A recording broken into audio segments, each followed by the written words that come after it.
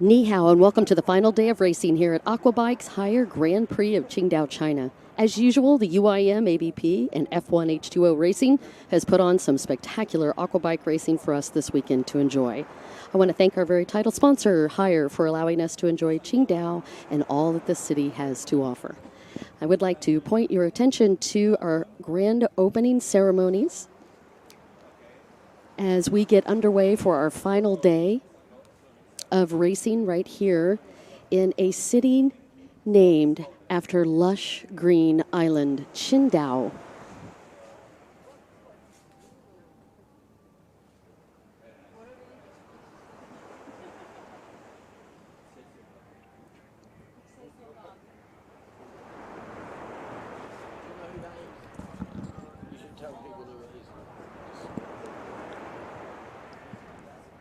And the gentleman giving our opening ceremony is Mr. Lu Dao, Deputy Secretary of the Party Committee of the Jimo District. He's also from Qingdao City.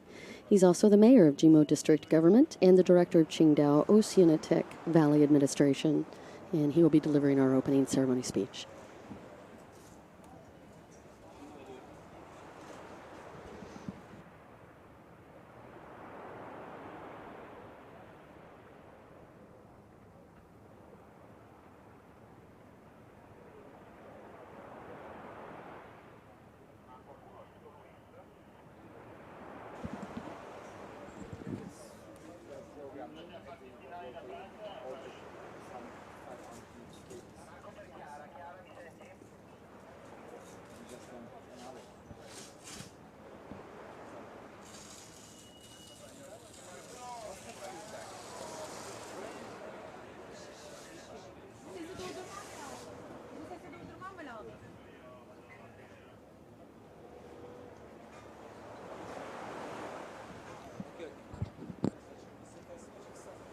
We have members here this afternoon during this opening ceremony. You can see members of the Olympic Committee in the VIP area, as well as very many of our UIM directors.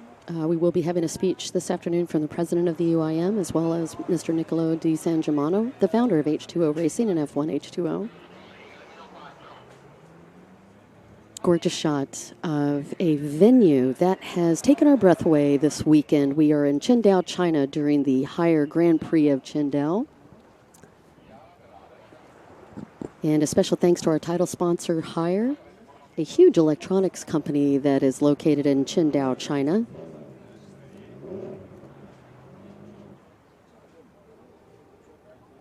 We heard earlier from Mr. Wu, our director of the Watercraft Association for Qingdao, China as well.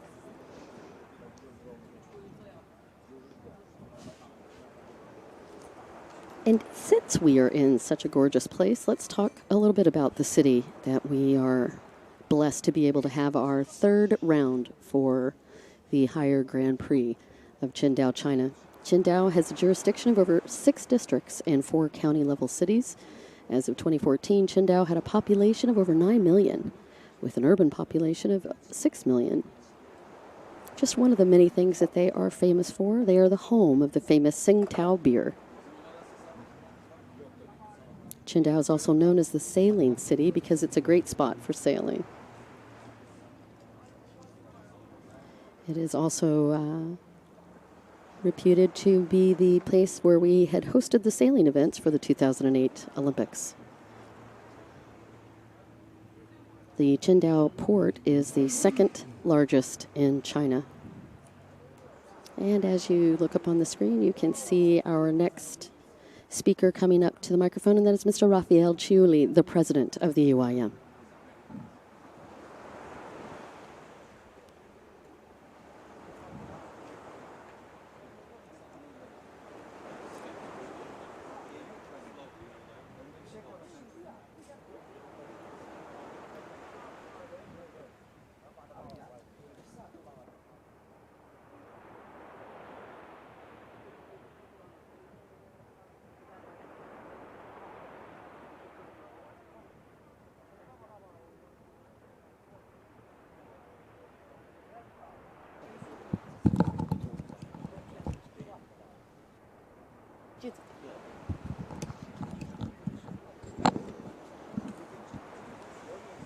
So our president for the UIM giving in his speech, and he, of course, here for the gala event this evening as well as their annual meeting.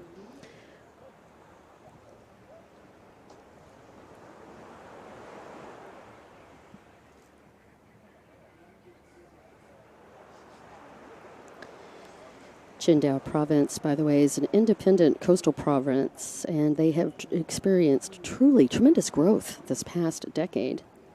Most notably, they are one of the cities that has had over 18% increase in population and growth year over year, making them one of the top 10 cities in all of China.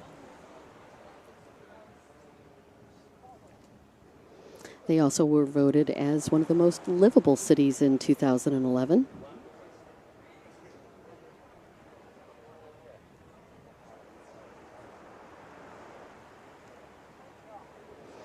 Qingdao is also ranked one of 6 golden cities by the World Bank. Qing in Chinese, by the way, means green or lush, while Dao means island.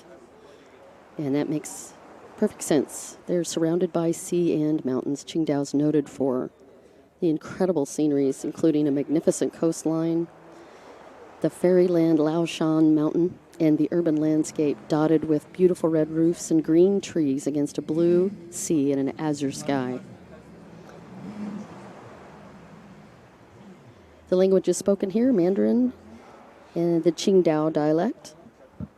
By the way, the racing this weekend has been on the Yellow Sea, right where Qingdao is located. That sea is shared with Korea. It's part of the northern part of the East China Sea, which is a marginal part of the Pacific Ocean. The name, by the way, comes from the sand particles from the Gobi Desert. And if you look out over the beach, and we've been catching some beautiful pictures and photography on the aquabike.net website, you'll be able to get the opportunity to see why it is called the Yellow Sea and such a beautiful place. Sparkling gold when the sun comes out. And speaking of gold and also sun, we'll be giving away some gold this afternoon during our award ceremony, so don't go away. After we get through with the racing, we will be going to the award ceremony. And speaking of sun, we finally got a full dose of it here in Qingdao. We're looking at about 25 degrees today, upwards of 75 to 80 Fahrenheit. Soft winds just coming in off of the waterfront, and it has been a really picture-perfect afternoon for us. Still speaking on behalf of the UIM, Raphael Chauli.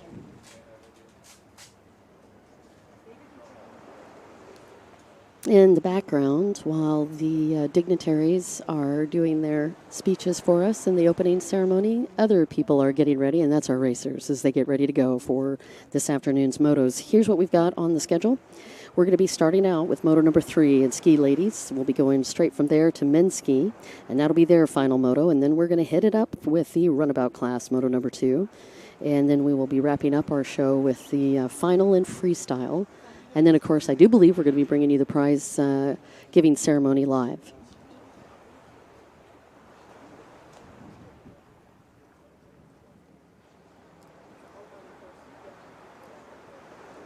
So settle back, relax, as we enjoy the finals right here at Aquabike's Higher Grand Prix of Qingdao. And you can see the riders down in the pits getting ready. Looks like Sophie Borgstrom making her way down to the beach. 55 of Anders Keller. And that double nickel is some lucky numbers this afternoon. He's put himself into the points hunt, and he's only 5 points away from moving into a podium, so it's going to be a great race. In fact, in all 3 of these classes for the Higher Grand Prix of Qingdao, China, all 3 of these classes in the points race are very tight. We'll talk more about that as we get rolling. Up next as our speaker is the one and only founder for Aquabike and F1 H2O. It is Mr. Nicolo Di San Germano, the founder of H2O Racing.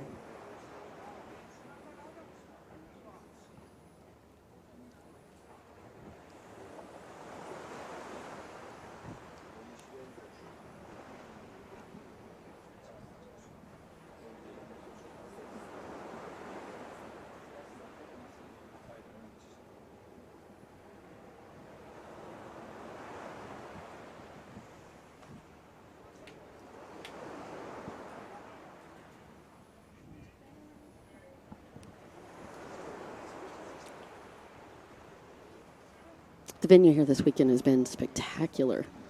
We have banners all up and down the beach, and in fact, they built this park not just for sports tourism and racing, but also for the local residents to be able to come out and enjoy this incredible beachside city. Second largest port in China, right here in Qingdao.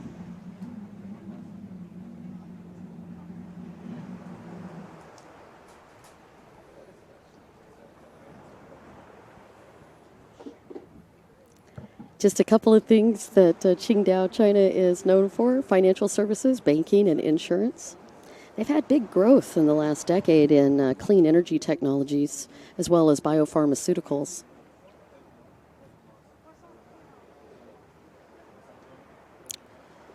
Shipbuilding, marine research equipment and devices, just another part of their industry that they are known for. And that is where they've seen some of the biggest growth in the GDP over the last decade. And it is also another one of the reasons why they have had double-digit growth and have become one of the top 10 China cities.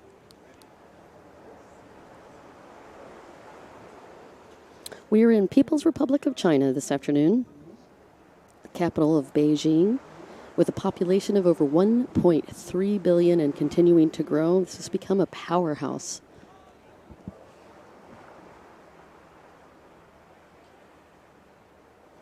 This country stretches over 5,000 kilometers from east to west.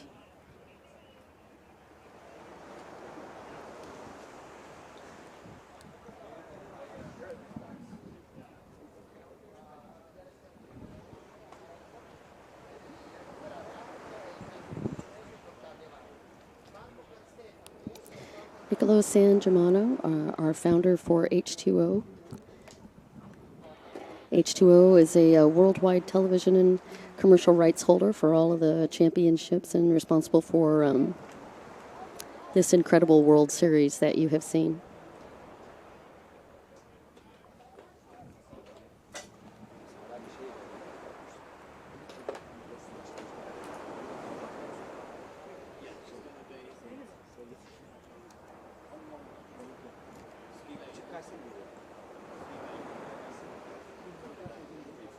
Niccolo San Germano's dream was to bring all the top classes together in order to make a water festival and to bring it to cities around the world. He also wanted to highlight the potential that our sport holds, and he has done that very successfully along with Lavinia Cavallero. Just some of the cities that they have taken the Aquabike World Tour on would be in Dubai, multiple cities in Italy and Portugal, China.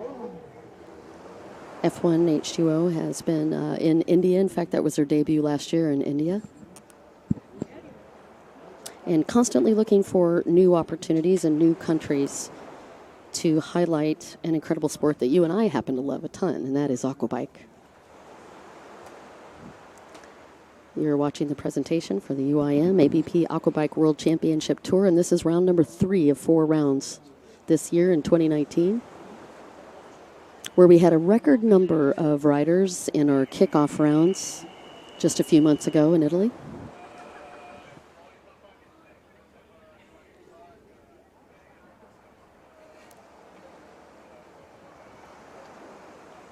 And you get a chance to see the riders as they get ready for an opening ceremony where we have a huge parade of nations with all of the different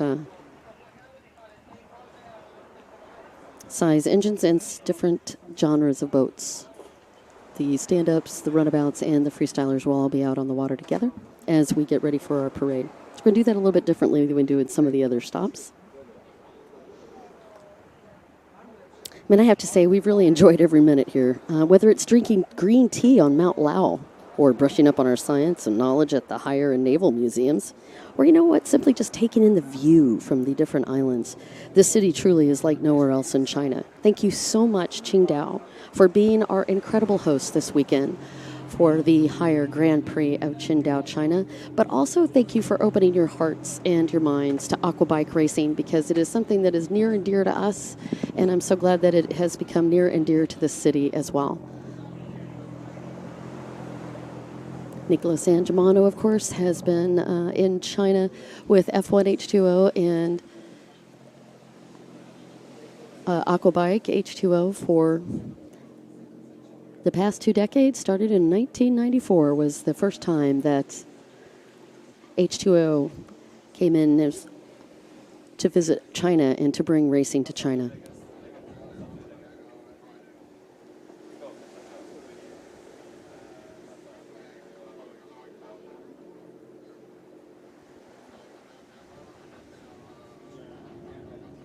And now our next speaker.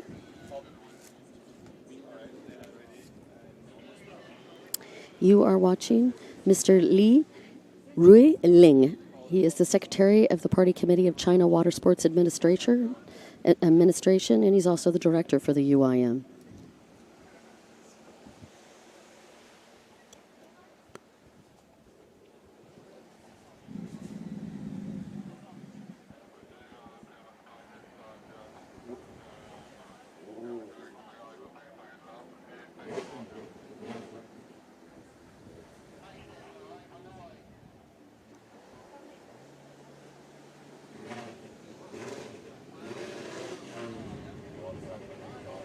And although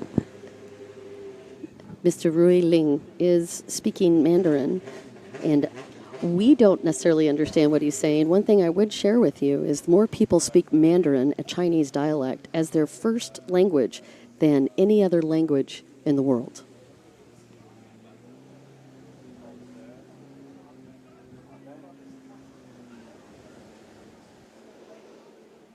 And if you are interested in the Chinese calendar, you will probably be very familiar with the fact that the Chinese New Year celebration lasts for 15 days every year. And 2019 is the year of the pig.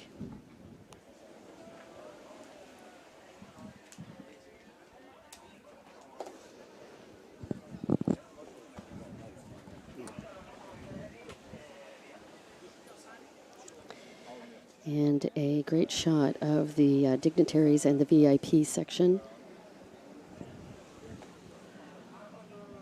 where some of the most influential people in our sport and in the country are currently getting prepared to watch the final day of racing here at the higher Grand Prix of Qingdao, China.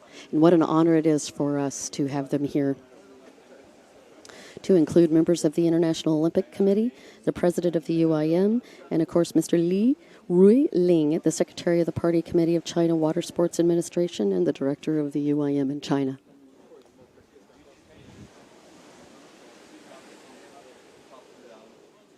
And while we continue with our opening ceremonies, you can also see down on the beach we are still preparing for our Parade of Nations as we anxiously await the opportunity for racing to start. Our crew is getting in their positions, to include our race director, Marco Petrini.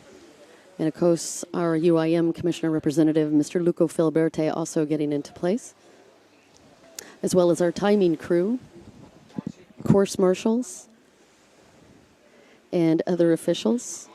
All of our broadcast crew is also getting in line right here at the higher Grand Prix of Qingdao, right on the Yellow Sea, which is where we will shortly be firing off our first race, and that is going to be women's ski final event.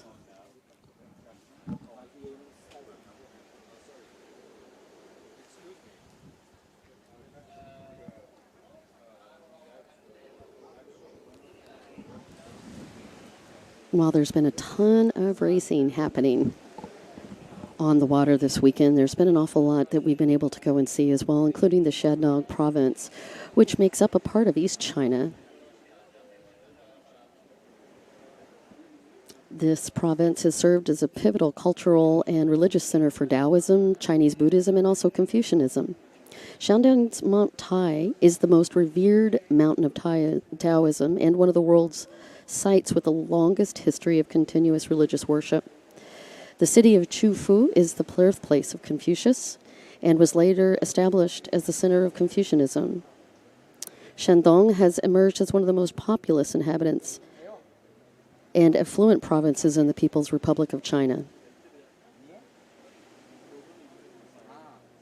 In fact, this has made it the China's third wealthiest province.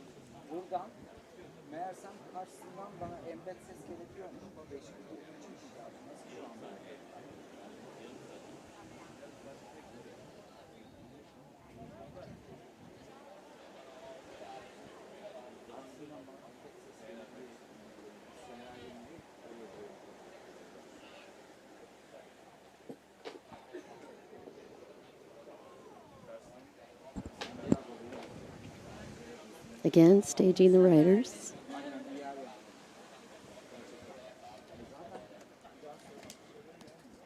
And our next speaker is the Senior Vice President of the Hire Group, Mr. Shong Zhonghua.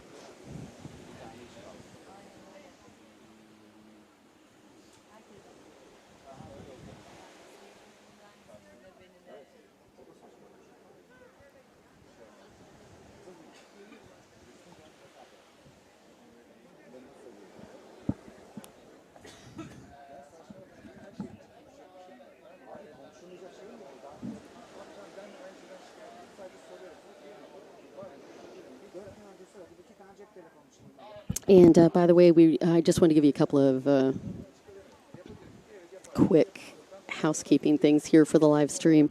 We are not able to bring to you the audio from the opening ceremonies. We do that out of respect for them because we don't want to bleed over on them into any way with our audio. So you might not be able to hear that on the stream, but at least you get the opportunity to be a part of the opening ceremonies with us. Raphael Kaur, I want to thank you so much for signing in. Jerry Wong. Don Van Don Bakaram is here. Morgan Perret has signed in. Chayun Singarai, thank you so much for joining us on the live stream today. Mateus Peterson is here. Benedicte Drung, when will the race start? Of course she asks that. She was actually here with us a little earlier this year, I do believe at the Olbia stop. So Benedicte, I think we are going to get going, and the racing would actually start probably about 20 minutes. But we're going to start with the Parade of Nations and some of the pre-prep right away. Lars Erik Gustafsson is here. Hello. Also, Trude Schvetline is here. Hey, Trudy. Jeff Barrett. Go, Kylie, you adopted Aussie. That's awesome. Jeanette Ortendahl, good morning from Sweden. Good morning right back to you. Yasmin Epraus has signed on as well, although, is she still signed on? Because, Yasmin, aren't you supposed to be on your boat here pretty quick, young lady? All right, that's just some of the peeps that have joined us on the live stream as we get ready to go. Again, we're about 15-ish minutes to go. Meanwhile, the flyboards have started their demonstration. Flyboarding, by the way, and flyboard competition is huge in China. In fact, a gentleman that owns the Guinness World Book of Records lives right here in China, and hopefully we'll get the opportunity to see him compete today.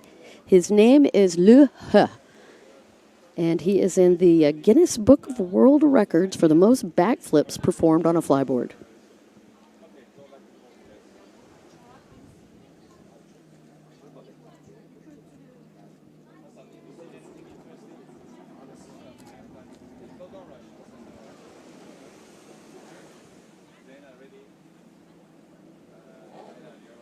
He had 29 backflips, by the way. And he lives in Beijing, and he is on a Bun freestyle boat, and right out over the water, you can actually see that demonstration happening. Now, when I say these guys have fired off a bunch of competitions, when I say they're into flyboarding, I mean big time they're into flyboarding. They do a costume competition where they actually have the most creative costume in flyboard competitions. And they do all kinds of great competitions and demonstrations around China. It is a very, very big deal, flyboard. And they're good. They've got a lot of incredibly talented competitors here. So a great demonstration, great demonstration of flyboarding and flyboard techniques going on in the water.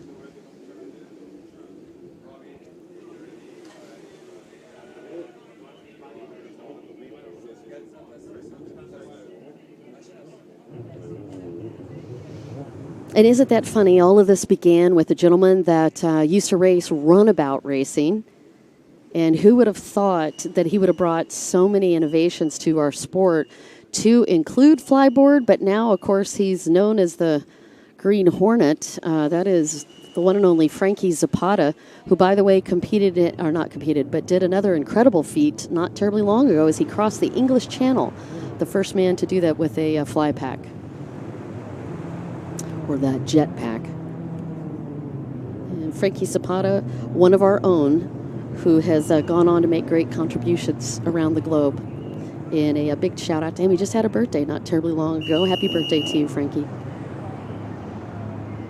And speaking of birthdays, we have two birthdays happening today. One was yesterday. Special shout out to Martin Alhaj, who had a birthday yesterday. That's boat number 77 from Denmark.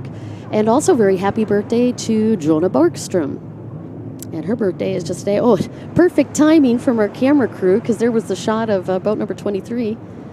And that is Jonah Borgstrom right there, the birthday girl. Couldn't have planned that better.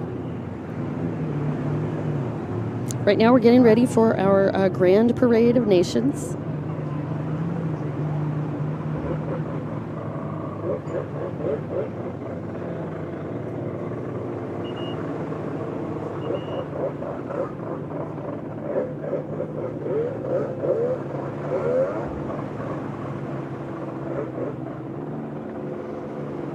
Hey, good morning from Denmark. Go Anders Keller. That's from Kenneth Franson. And Brice Aloth saying, go Estelle Perret. I will get into the points and just how close this is in just a little bit as we get ready to go. But you can just see the overhead shot of us getting all of the competitors in the staging position as we get ready to go for our Parade of Nations during our incredible opening ceremonies right here in Qingdao, China, brought to you by Haier and the Haier Grand Prix of Qingdao, China, just about to get underway. An incredible afternoon greeted us with beautiful sunny skies and gorgeous waters, light surf coming in. We're at about 25 degrees. And you can see the flyboard guys going full out over the water.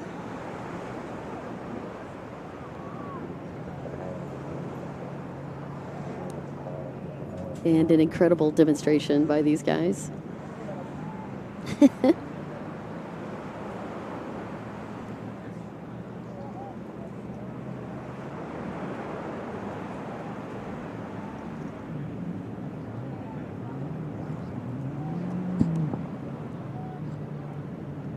Wu Huajin, Li He, and Chao Fan, Li Chao Fan, all of those, just those are some of the guys that are out on the water.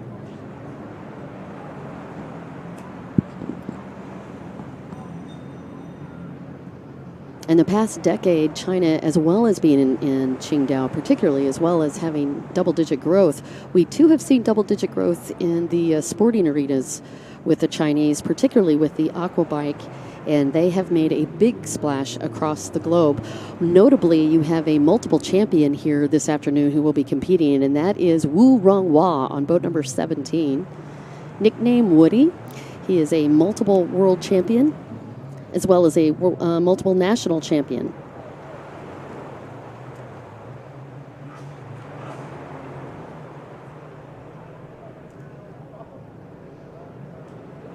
And just some of the young ladies that you will be seeing from China that will be competing in the women's class. That is going to be Li Hongshua and Yan Wenxing, and also Li Tuanquan.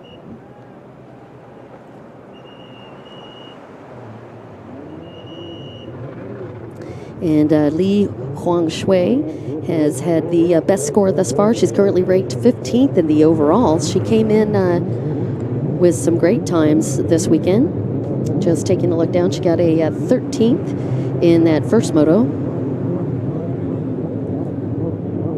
And in moto number 2, she got a 12th place finish.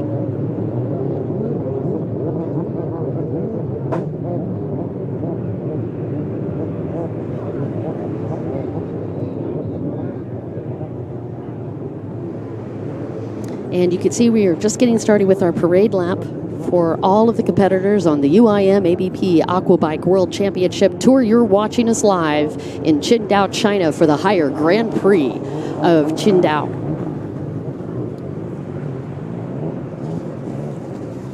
right past our higher demarcation buoys. That is the green buoy that is going to be separating the inside and outside split once we get into the racing this afternoon.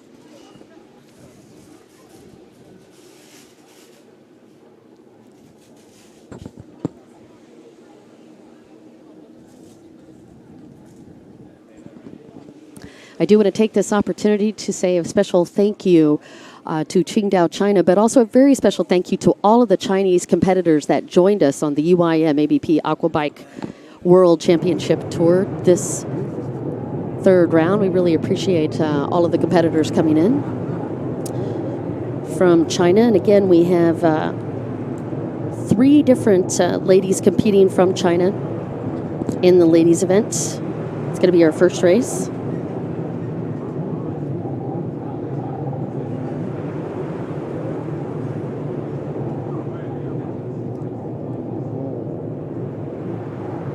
We have 4 riders from China in the ski division with the men's class. That includes Wang Xiaowei, Yu Shangbo, Tian Zerao, and Xi Mingxuing.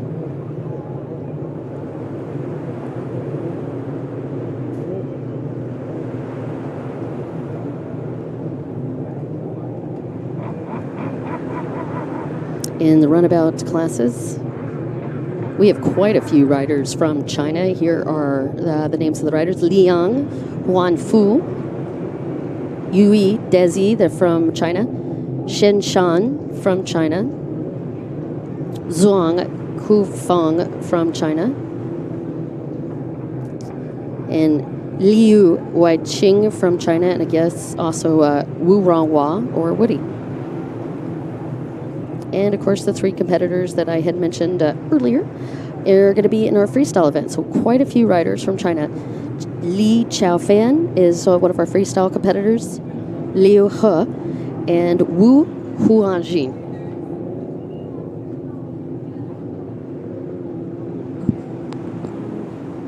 We have 24 countries represented this weekend.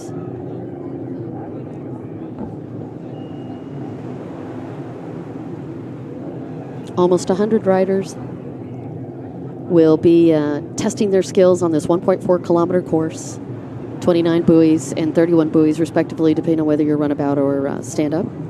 And you could see the crowds waving to the different nations and honoring the different countries that have come out to compete. Epi Prouse is on, getting ready to cheer for Yasmin and Marcus and Anton. Christian Canyard saying Jana is on 25. Oh, you guys busted me. Bree Salath, yeah. Greg Matt has joined. Thanks for joining us. Gabor Kallman. Special shout out to Rick Dawson. Oh, my goodness. Bree Salath Salute is here. Maurizio Biagio is also signed on, saying go Andrea Guidi. Man, he had a great weekend. Inga Fuchsa is cheering on all the riders from Latvia. Janusz from Poland has signed in. Traley Harrison Cunningham has also joined. And Hendrik Abramson has signed in. So I could see that the live feed is starting to pick up pace. By the way, we had 19,000 views approximately on Saturday, and I checked right after the live feed on yesterday's. On the day before yesterday's, and that was 7,500. So can't wait to see if we're going to break some records today on our viewership on the live stream. Thank you guys so much for joining us. You're watching the parade lap for the higher Grand Prix of Qingdao. And yes, Sophie Borgstrom, 23, and Jonah is 25. I really appreciate you guys keeping me honest on that. I still think we should do different numbers for those girls. Way different numbers. So I don't get so confused so easily. Actually, I think you guys just like messing with me. You're messing with me on purpose. Julie Perret just signed in. Great to have you here, Julie, and go France.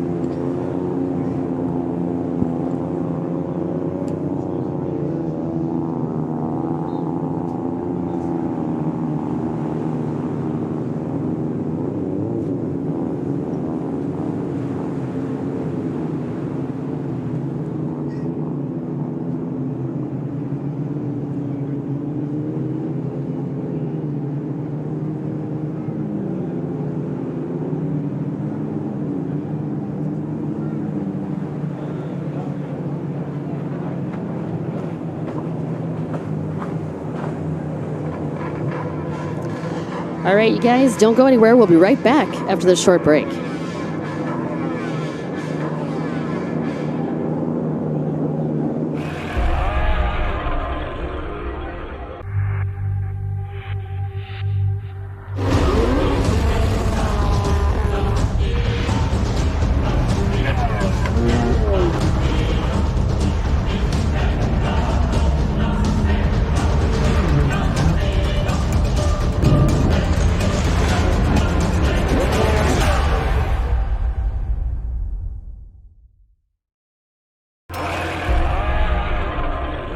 Grand Prix of Qingdao, China, as we get these guys re-racked and get the ladies ski out on the water as we get ready to go for our final event. What an amazing day this afternoon, and Qingdao, China served up one of the most beautiful days we've seen thus far since we've landed in one of the largest cities in China and one of the most affluent cities in China, and also one of the most picturesque cities in China. In fact, we couldn't have picked any better. Here's a bit of the recap of what happened the last couple of days as we get ready to go for the ladies racing. Let's start out with boat number 98, Emily Ortendahl, and she came into this event with 175 points and managed to open up that lead even more yesterday by another 5. She's currently leading by 38 points overall. Now, Jana Borgstrom, the birthday girl on boat number 25, got some more cushion to her little second place position. She went from a 6-point to a 10-point lead in the overall standings, putting her in second place. And the chances are looking great if she runs anywhere near as well as she's been running the last couple of days, that she's going to stay right on in that spot. And she's also going to keep the pressure on our race leader. Boat number 96 at 64, however, well, now that's been a whole nother story. I'm talking about none other than Estelle Perret and Yasmin Epraus as these two get ready to battle it out. Coming into this one, I have to say, 64, that was Yasmin Epraus, had 17 points, and she decreased that deficit, getting closer to third place position, all the way up to 11 points away. She is right on the cusp of taking over third place. But the lady that's standing in her way, well, that young lady is not afraid to grab a podium, and she's done it multiple times. It's the one and only French tradition of Estelle Perret. Now, Estelle's been on a pretty new boat. She used to race on the Bullet, and she's moved over to that Kawasaki, but every time we've watched her out on the water, she's gotten faster and faster, and yesterday was no exception to that.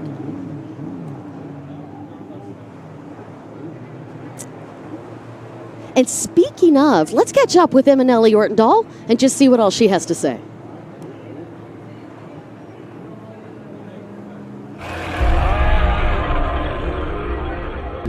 The race went great. It was a hard challenge from Jasmine, but I managed to hold her off and stay in front when she challenged me. So it was a fun race, and it was much full gas and full throttle. So yeah, this was amazing. Back as we get ready to go. We've got the girls getting down on the line as they get ready, and I just want to say a couple more shout outs. Mateus Radis has joined us. Hey there, buds. Good to have you on the live stream. Ole Eric saying go Team Norway. And Janusz, of course, from Poland, said he's got his coffee and he's ready to go racing. You know what? So are we.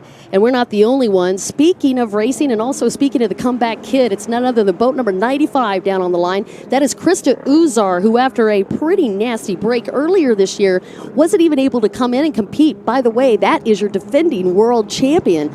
But the fact that she had a broken ankle and was able to come back and said she was going to race in China 3 months ago, boom, we're in China and she's ready to go on the line. She looked great in the qualifying, smoked the whole shot, wasn't able to hold on to that lead for very long, but man, tell you what, she put her mark on Qingdao, China, and certainly is going to be one of the ladies to watch. Now, she's not in the points battle necessarily for the overall, but don't mark her out of the race yet for the weekend. Well, that gives you just a little bit of the background, and you've got multiple Very, very fast, ladies. And speaking of another cool surprise yesterday, check out Jessica Shivani with a great start, pulled off a third, one of the best starts we've seen this year. That girl looked like she's on fire. And mind you, she's only been racing with us a couple of years. Her UIM debut was in 2018. So the fact that she's done so well in this high level of class just goes to show that the French are here to play powerfully.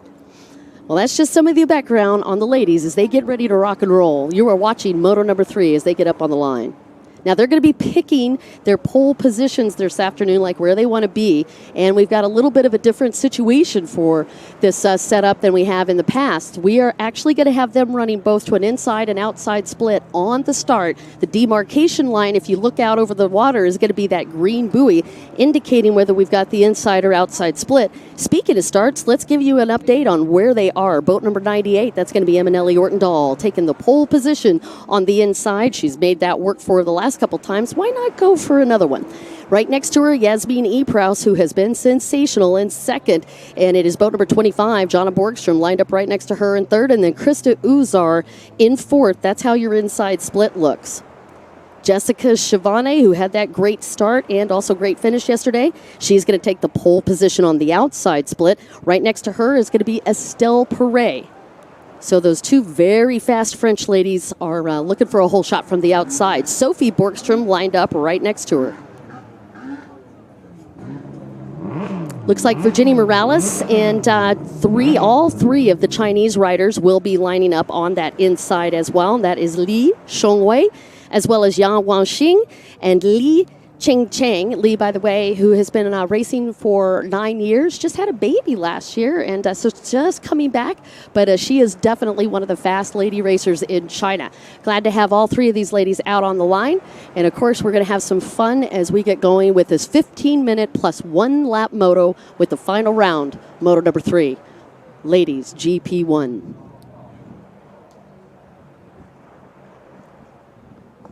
We will be right back on the start of this race right after this quick break.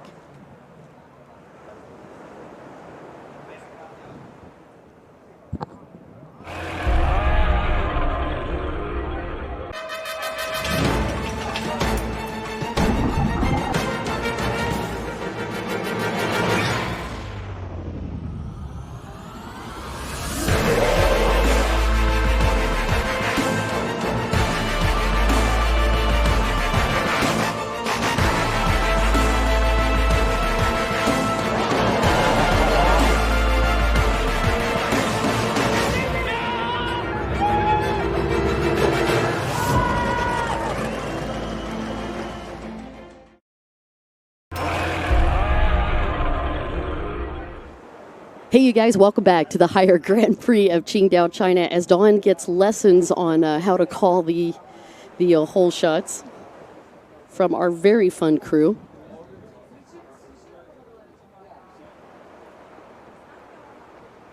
Virginie Morales getting some shout-outs on the feed. Mirka Maza has joined us. Dace Kriesman has joined us. And he is saying, Krista Uzar, boat number 95, all the families with you. Bitan Berkman is doing a shout out for boat number 88, 23, 25, and 98. So I see the Swedish contingent getting a lot of attention.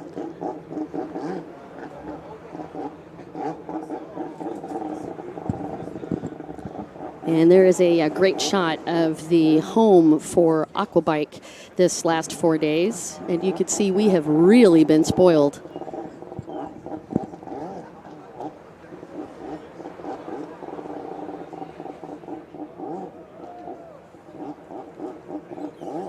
Going to be doing a beach start. We do have the opportunity on the UIM-ABP Aquabike World Championship Tour to do starts a couple of different ways. We could do a running start, or we could do the beach starts. And this particular venue worked best with the beach lineup, so that is how our incredible race director has decided to put us together. You're looking at a 1.4 kilometer course. Now, this course is technical. This is much more technical and a little bit tighter than we saw both in Portugal and the Olbia start. But what is nice about it, it is long, Big course, lots of opportunities for these guys to pass. We've got multiple triple buoy turns. Notably, you have 2 of them on the right-hand side of the course, 1 right-hand triple, and then you also have a left-hand triple turn. On the left-hand side of the course, right after they come out of the split section, they also are going to be faced with it's a high-speed turn whenever you come into a triple like that, and they are faced with that high-speed right-hand turn right after the split section. Then they come into a double red, and that will put them directly on the front straight.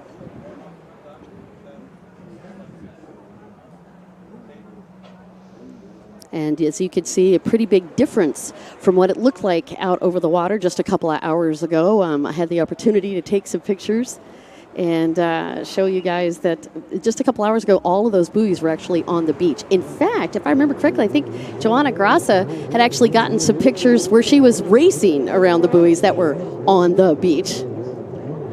I'll get her to share those on the feed for us later. It was pretty cute, though.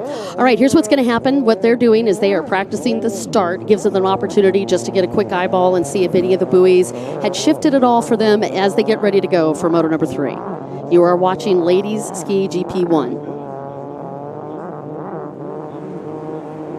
And here's your lineup, Emanelli Ortendahl. We've got Jonah Borgstrom, Estelle Perret, Yasmin Epraus, Sophie Borgstrom, Jessica Schiavone, Virginia Morales, Lisa Kassan Battaglia, Janina Johansson,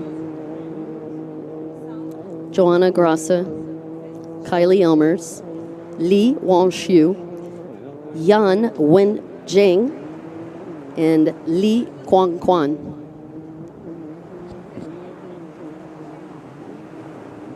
That is going to be your lineup for the Ladies GP1 class.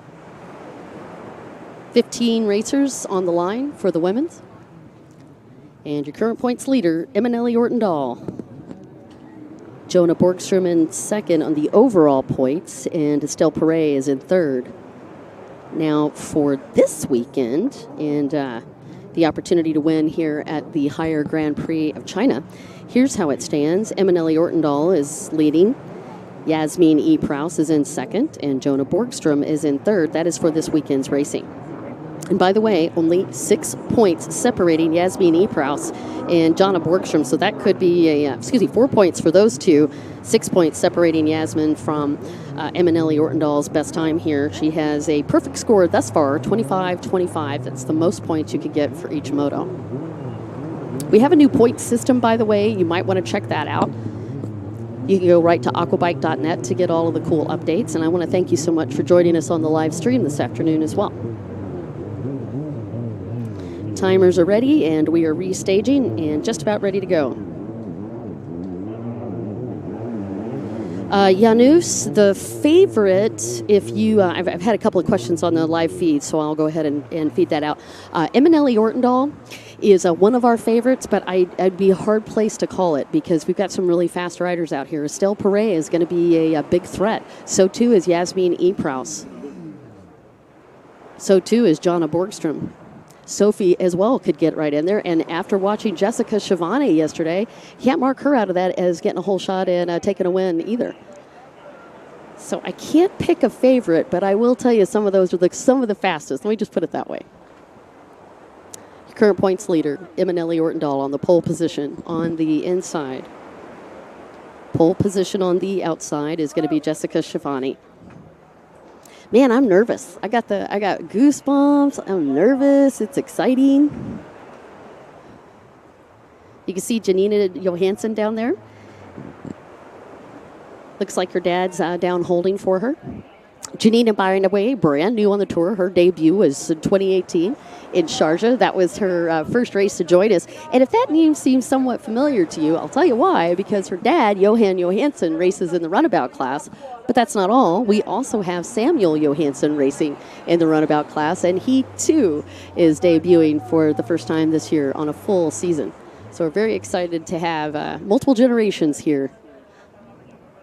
All right, looks like we've got the girls locked and loaded as we get ready to go for this third moto.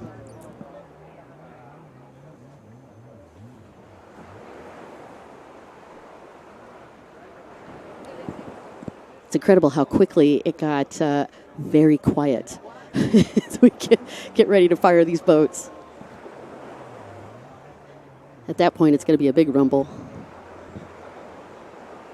And it looks like Estelle Perret has her hand up as we were just getting ready to fire the boats. Might be something they're wanting to check, but she does have her hand up, indicating that she may need a hold.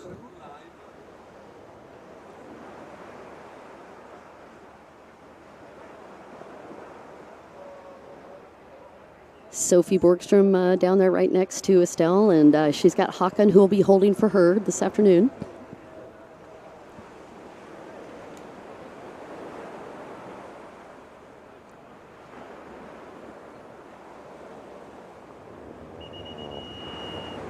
Krista Uzar's dad is holding for her, and she is lined up on the inside, fourth out. Great start for Krista Uzar.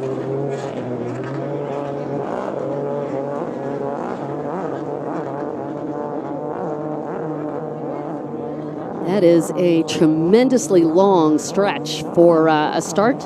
You're going to see that both the riders starting to split off in the different areas. Outside as we go into that demarcation red buoy. The yellow buoy is where the inside split is going to go. And it is Eminelli Ortendal with Krista Uzar in second on that inside split.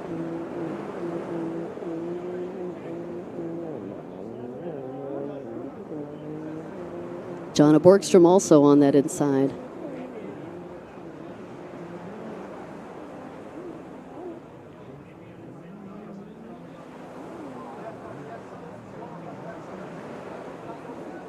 And it is Sophie Borgstrom with the whole shot from the outside, and that puts her up into third place as they go into the merge section. Eminelli Ortendal running with the whole shot. Krista Uzar on boat number 95 in second, and it is Sophie Borgstrom up in third.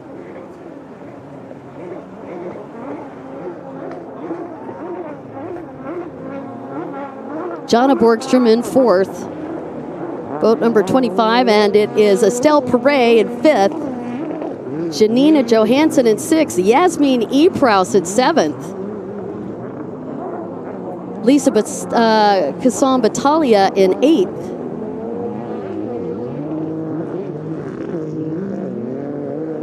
Jessica Schiavone in ninth. Virginia Morales in 10th. Kylie Elmers in 11th. And boat number 15, that is Lee Quan Quan in 13th.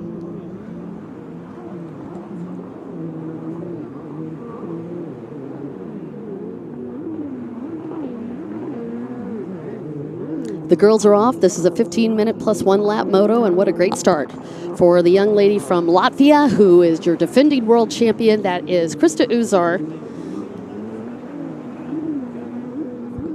The red bib being held by the lady that currently has the points lead, and that is Eminelli Ortendal. So you'll notice she has a different colored bib on. That's one of the cool things about the UIM-ABP Aquabike World Championship Tour, and that is the leaders, point leaders, get to wear a bib that is a different color, and that is why she has the red bib on. She's going to get set up on the final turn before she picks a buoy.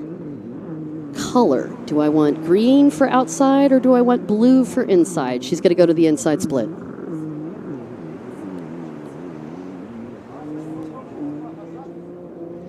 Now, mind you, she had 38 points going into this. She just continues to pull away. Jeanette Ortendal shouting out that she had a great start on the live feed.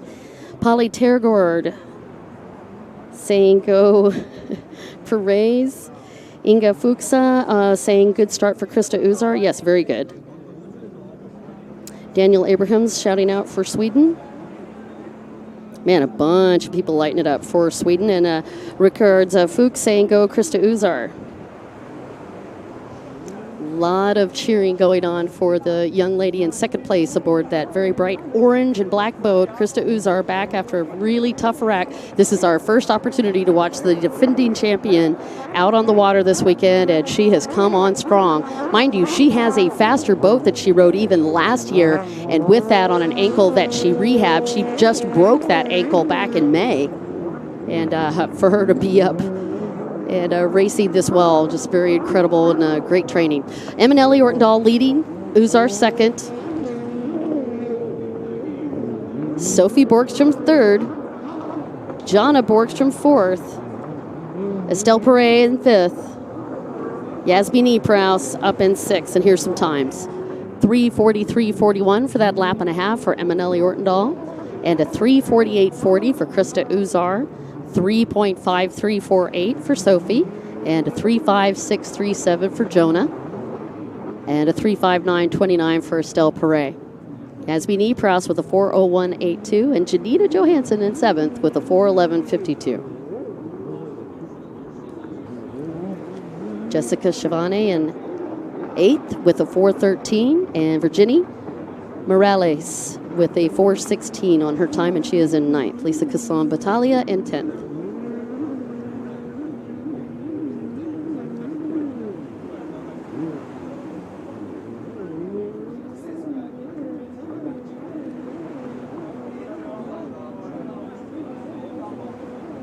And Jonah Borgstrom on the hunt. She came into this final moto with a pair of third place finishes.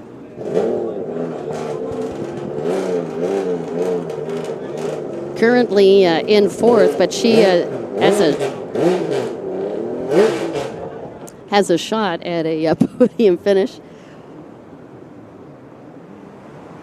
Nice turn and a great setup for Sophie Borgstrom as she works that inside split.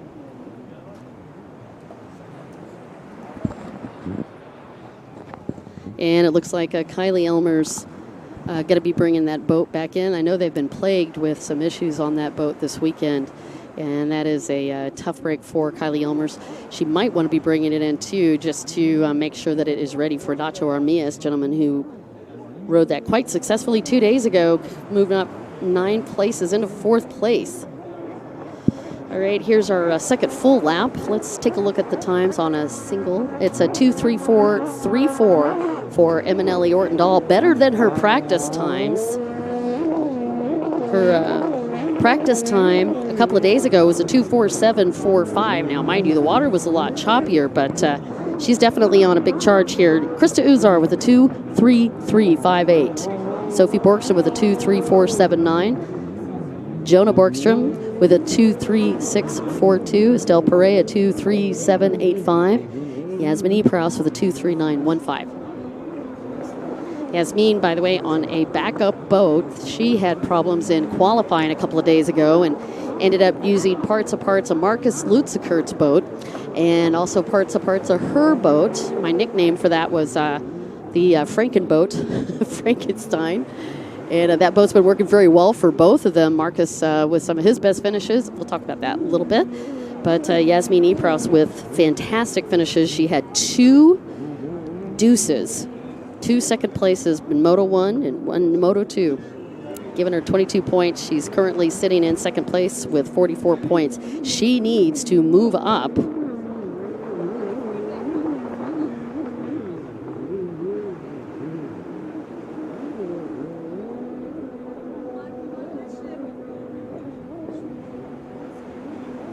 She has to get at least in 4th, and Jonah get in.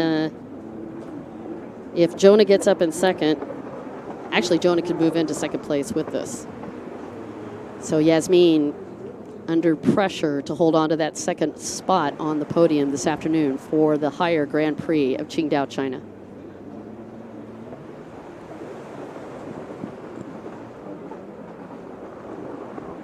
And Yasmin Epraus about to get into the split sections.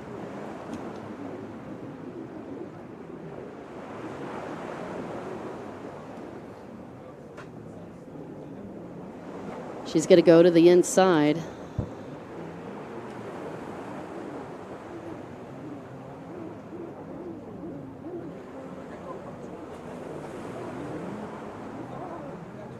Jonah Borgstrom also went to that inside split. Sophie chose the outside. Sophie opening up the gap. Yasmin's got a lot of real estate to make up. She's got to get around Estelle And Estelle Perret running very solid. Let's see the times. 2:34.09, fastest thus far for Eminelli Ortendahl, and a 2:36.6. Oops, excuse me, 2:36.67 for Krista Uzar. And Sophie Borgstrom at 2:37.61. She's in third. Jonna Borgstrom, 2:37.39. Jonna's starting to put some pressure on. Here's your faster times, though. 2:35.32 on that last lap for Estelle Perret, 2 seconds faster than Jonah. And Yasmin E. Prowse with a 2:35.09. She currently has the fastest lap on the track. So keep your eyes on boat number 64 as she starts to open up that throttle.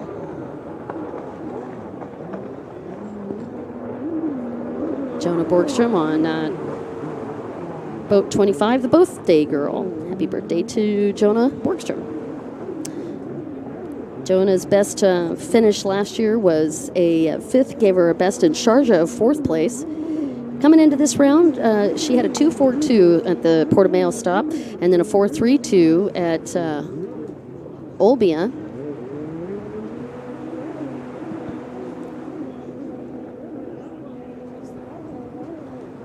And this young lady, Estelle Perret. Estelle came into this with a shot at the podium. She had 136 points into that. She's currently sitting with 152 points overall. She is in third for the Ski Ladies GP1 World Championship title.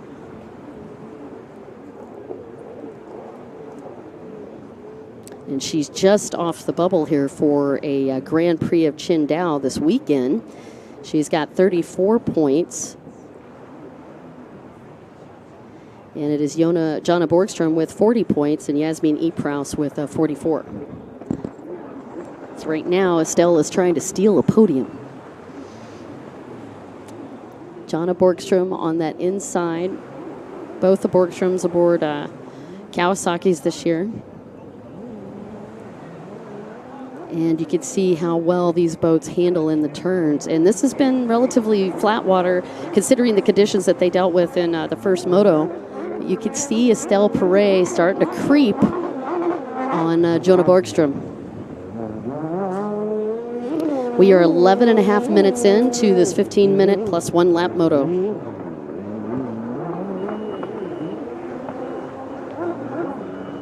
And no change in the top 5 yet. Ellen Carlson saying happy birthday, Jonah. Big hugs from Auntie. Julietta Brandau saying good morning. Alicia Ida. Well, hi there. Great to have you on the live feed. Marco Miter. Also on that live stream. And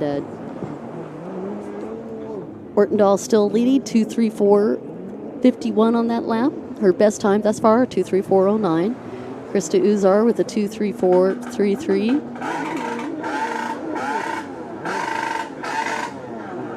Sophie Borgstrom with a 2:37.84. Jonna Borgstrom with a 2:36.73. Yasmin went down briefly on the right-hand side of the track. She is back up, but her lap time reflected that 2:44.50 on that last lap for Yasmin. So she lost a little bit on that pace. We've got 12, almost 13 minutes on the clock. 2 more minutes and 1 more lap to go as we get a shot of Krista Uzar, your defending world champion.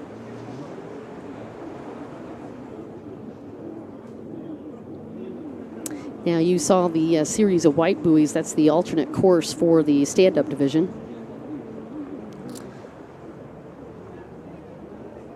The runabouts will be going a little bit further into the Yellow Sea, a little bit further back, and they've got a big backstretch to deal with. Those guys will be coming up a little later this afternoon.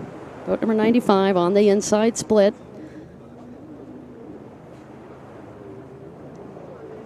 Six buoys they have to navigate before they hit that merge buoy. Here she is, right on. And you saw her just go through that area. She's going to pick up a triple right turn. Very technical, high-speed turn. And she stays low and really strong on that. And then the double red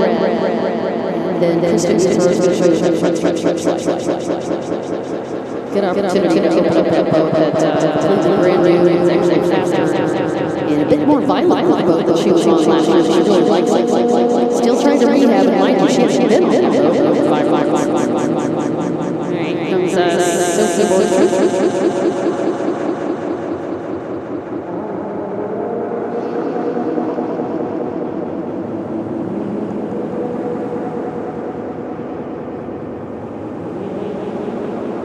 Sophie, one of the most improved riders from 2018 to 2019. Part of the reason is that right there,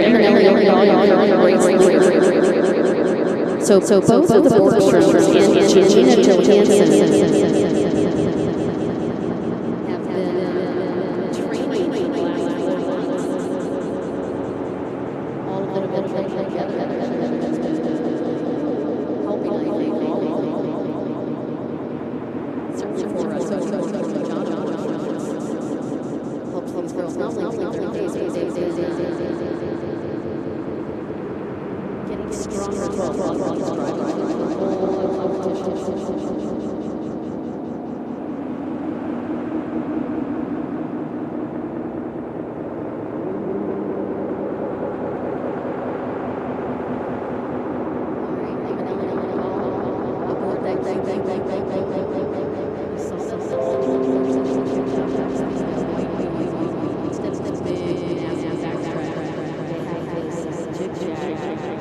Setup. It is 3 white buoys and 2 90-degree turns. Basically, they have to negotiate, and then they're able to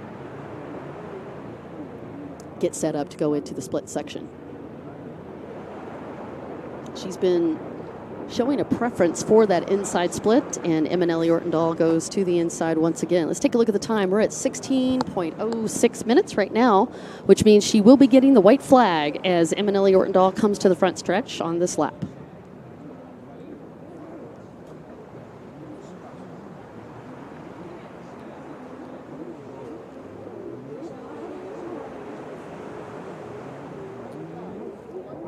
Wow, looking back, this finish, white flag, 1 lap to go, and if she does not change, this will give her a perfect record on every single moto on this tour. She will have aces in her pocket as she gets ready to go to the road to Sharjah.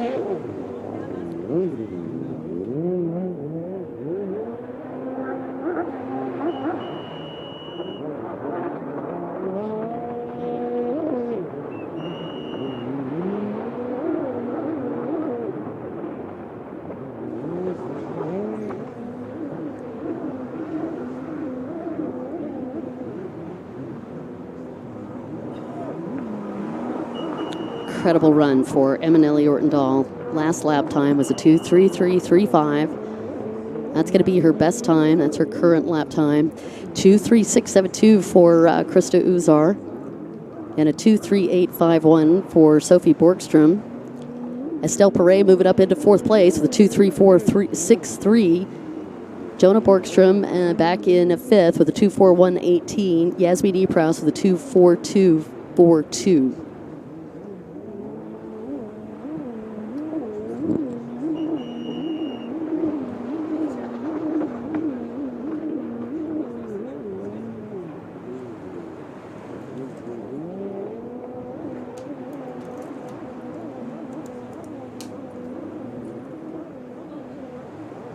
Two-time UIM world champion, Eminelli Ortendahl, both 2016 and 2017. She was a 2-time slalom champion as well in 2015 and 2016. Just came off that European championship, took a win in the Pinnafield stop as well as Zagreb. She's had over 15 aquabike podiums over her career.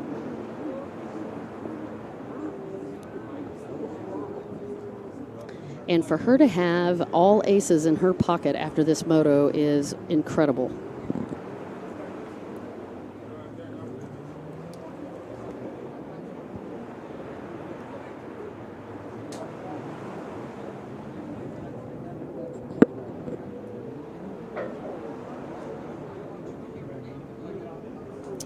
Eminelli Ortendahl, that is going to lock down her title. It is still in contention, though, between Yasmin Epraus and Jonna Borgstrom. Congratulations to Eminelli Ortendahl as she takes the win, and you could hear that scream all the way to the shore.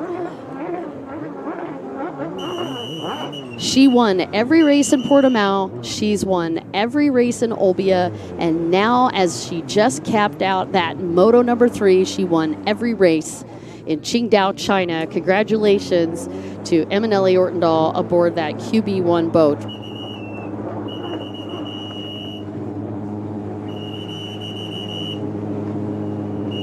Krista Uzar for second, and Sophie Borgstrom third, Estelle Perret fourth.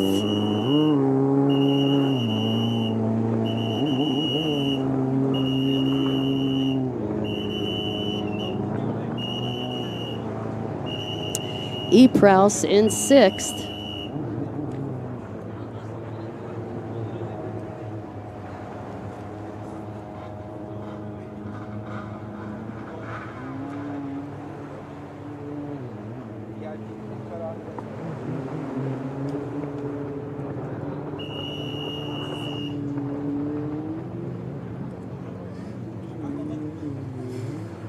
You've been watching the ladies ski. This was Moto number 3. And I will be right back after this brief message. I think we'll just take a break here in just 1 second, and we'll be right back.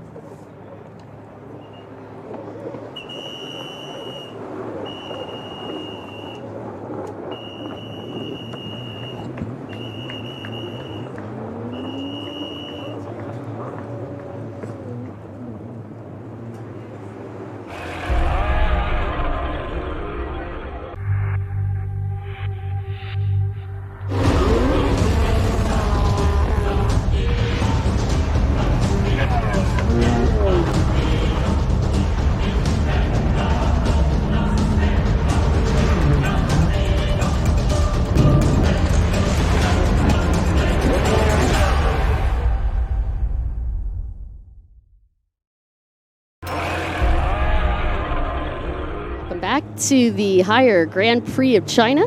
I'm Dawn Dawson, and we just got through watching Moto number 3 in the ladies GP1 class. Now, this is provisional,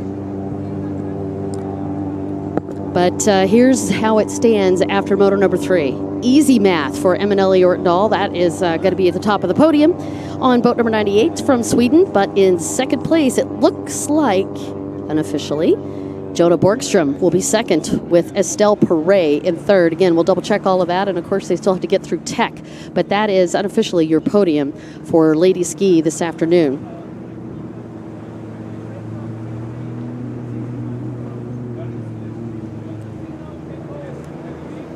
And once again, I'll just give you the rundown. It was Ortendahl that took the win on this Moto 3, Krista Uzar in second, Sophie Borgstrom in third, Estelle Perret in fourth, Jonna Borgstrom 5th, Yasmin Epraus in 6th, Jessica Shivani in 7th, Lisa Kasson-Battaglia in 8th, Janina Johansson in 9th, Virginia Morales, your top 10. Again, your podium unofficially, Eminelli Ortendahl in the top part with the gold, boat number 25, that is Jonna Borgstrom with the silver, Estelle Perret with the bronze.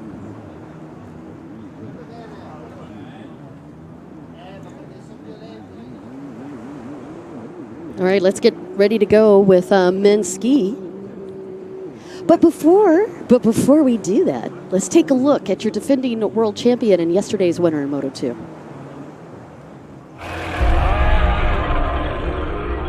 It was less wind than yesterday, so just more speed on the skis and more exhaustion in the turns because we can take more G-force in the turns because it's just going faster into them. But yeah, it was a good feeling, good 18 minutes, and I'm happy with the second win. Welcome back to the Grand Prix of Qingdao, China. I am here. No, stay right there. I am here with your winner for Moto number 3 and also your current points leader on the World Championship Tour. And Emanelli Ortendahl, hi. Hello. Tell me about that moto. Wow, that was exciting. Just the feeling of the boat and the water and the conditions, it was just right. And I enjoyed that ride so much. I'm super happy right now. Yeah, I could tell. And I'm exhausted too. I was just going to say, if you could describe for everyone watching, it felt to me like that moto was not just more intense, but deceptively technical because of the flatter water. Tell me your thoughts. Exactly, that was my feeling too. And just to, when it's flatter, you're able to push more in your riding, which is a lot more harder. Like when it's big waves, you can just cruise it, and if you find a flow, you can save so much energy. But here, you really need to go full out and go for the win. It's a hard work, these motos, and right now I just want to go lay down. But I'm super happy, and all the training I've done, it's making it possible to perform in this way, and I'm super proud of me and my team and my sponsors. I want to thank my biggest sponsor, AVL and Hot Screen, Geotech, Gainomax, Jet Pilot and Gasket Technology, and also Blotion for putting me up here to just putting me in the place to be able to perform this way. It's such a privilege to have those people behind me, and I'm super grateful for that. It's that the team, that effort, it makes this possible, and wow, I love to call this my job. Well, you are an outstanding athlete, no question. And congratulations to you and to your team, and another race in the pocket as we get ready for the road to Sharjah. Oh yes, I'm super excited for the last round. All right. I will be happy to be back here. Can't wait. Hopefully we'll see you right here. Oh yes. All right. Thanks, Emanelli Ortendahl, your winner in that third moto and your winner overall, the Grand Prix of Qingdao. All right, we have come back to the lineup here. This is men's ski GP1, and they are also going to do the start. Sorry, I had to get a quick hug from Emma. I'm back. All right, so we're going to do this first start for the men's ski, and then we're going to bring these guys back to that lineup, and I'll tell you what that lineup looks like in just 1 second. And actually, I'm just double checking the math here while we got a second.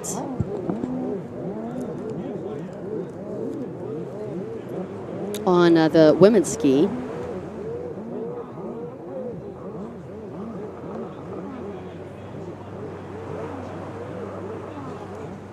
That's why I'm being really quiet, because it takes me a lot to think on the whole math deal. No mocking.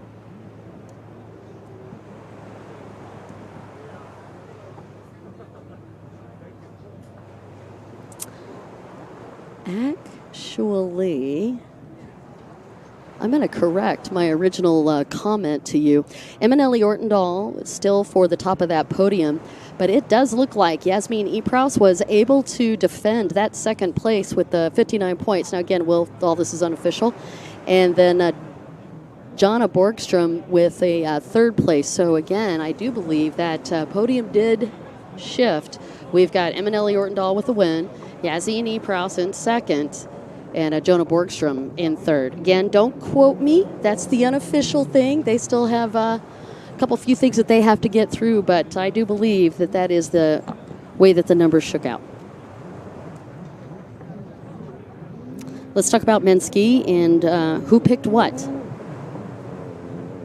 I had a question on the Sharjah stop, and that is going to be December 17th through December 20th this year.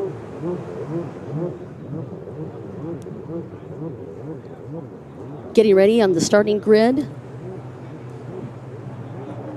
I do believe that Kevin Redward took the pole position on the inside, and I'll confirm that 1 second.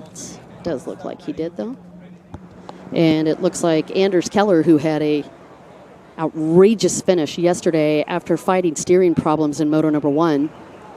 Anders ended up in second place.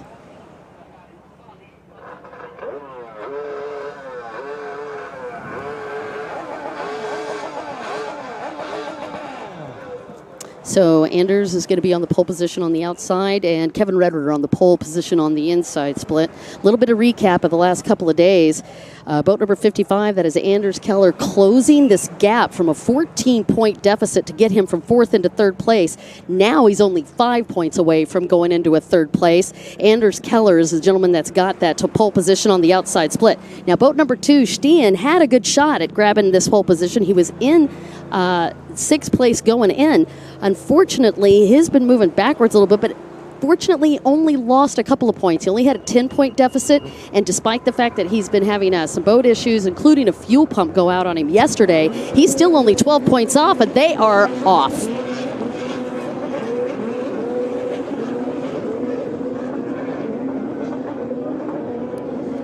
So again, Kevin Redder leading the points in the overall World Championship. Dan Anderson, who has been spectacular. He's been really making Team Norway proud. He's in 2nd place, and he's opened up that lead as well. Let's see where he is on this start. Kevin Redder on the inside split. Setting up for a hole shot.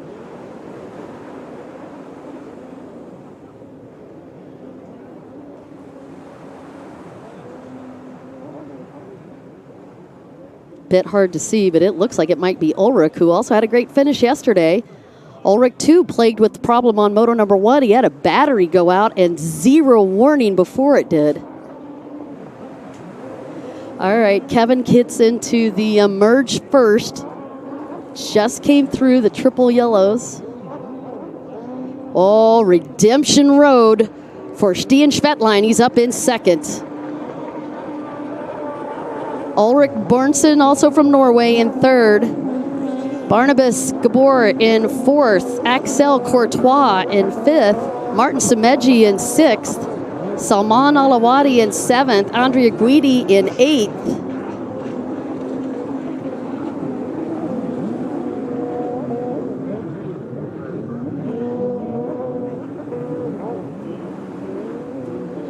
And Anders Keller in a massive battle trying to get out of 10th and into 9th.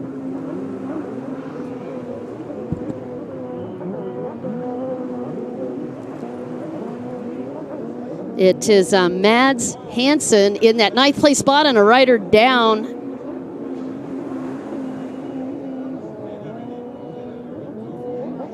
That's Barnabas Zabo who's in the water. Oh, that is a multiple. We've got Salman Alawadi also down. Both riders look to be okay. They're just returning them to the boats, but that altercation was between Salman Alawadi, who had a great finish earlier this week. Alawadi with a 6th place finish yesterday in moto number 2. He had a 3rd place finish in moto number 1 and currently in the water. So a very tough break for the gentleman riding for the UAE.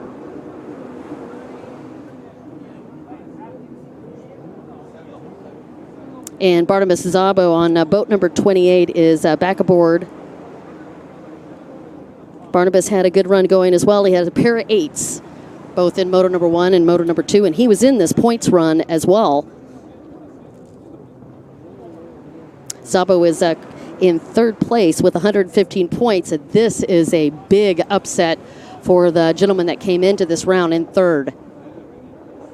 Meanwhile, Stian Schvetlein, who is plagued with trouble, both day 1 got taken out with a massive tail tap on one of the waves, and that was just part of the problems, and then the boat actually was giving him problems as well, putting him pretty far back in the finish. Stian ended up in that first moto in 10th place and then had another 10th yesterday after the fuel pump gave out. He's currently up in 2nd. Ulrich Bjørnsen, who had his battery go out on the first moto and then came back for a 3rd place finish yesterday, is currently in 3rd.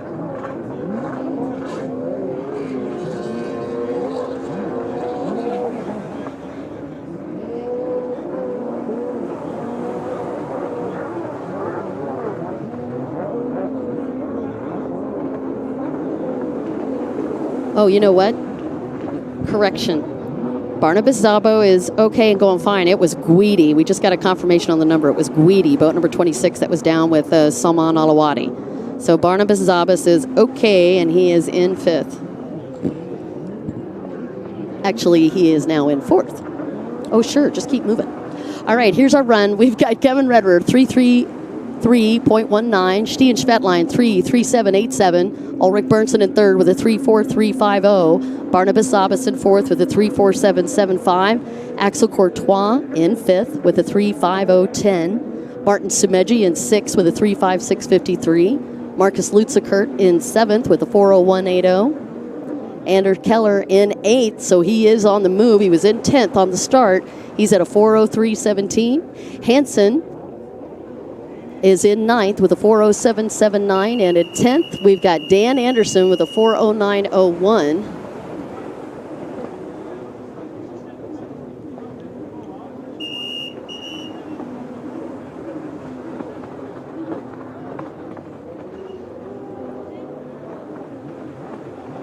And actually, Andrea Guidi just came through, and he is looking okay.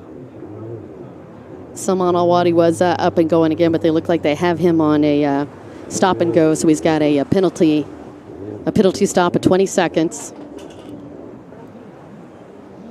Meanwhile, your tour leader and current race leader, boat number 9-0, and he is going 9-0. That is Kevin Redderer with the Victory Team.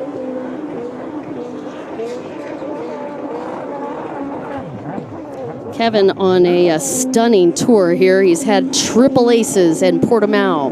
He had a 2 in Olbia, 2nd place finish, and then 2 more aces. And as we come into this weekend's round, he's had nothing but aces.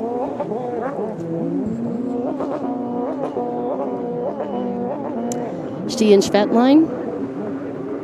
Solid run going, a 2:28.39 for that lap. And here's your fast time, a 2:21.77, fastest time on the track. 2:21.77 for Kevin Redderer. By the way, if you want a comparison of that in the qualifying for the runabouts, the time posted by Marcus Jorgensen, the fastest time on that one was a 2:10.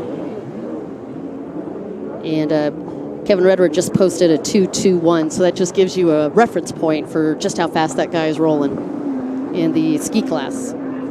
You're watching the 3rd moto for men's GP1.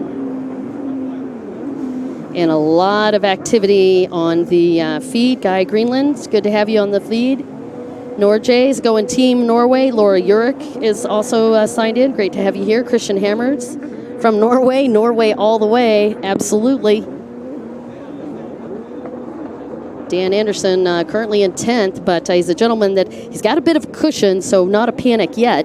But Dan Anderson currently back in 10th, and that is going to be one of the gentlemen to watch. Actually was in 10th. He's up in 8th. Dan Anderson has moved up into 8th. He's right behind Anders Keller.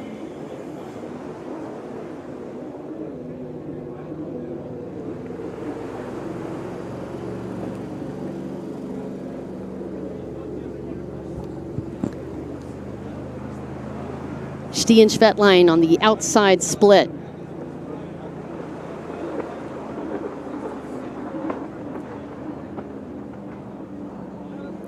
This guy is a machine. Stian Schvetline aboard that number 2 boat, despite the challenges over this weekend with a pair of 10s as far as Moto 1 and Moto 2 finishes, both of them engine related.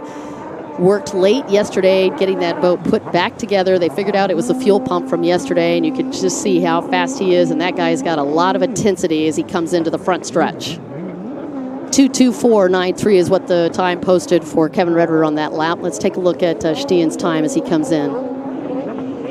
2:29.91, only 5 seconds and a bit of change off of Kevin Redderer's pace.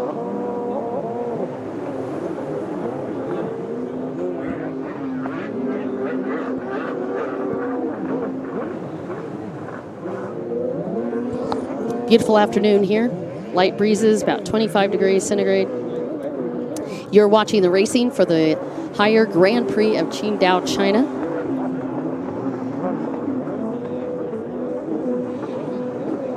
And you can see just a bit of the traffic from the shipping lanes off in the distance there. It's the second largest port in China.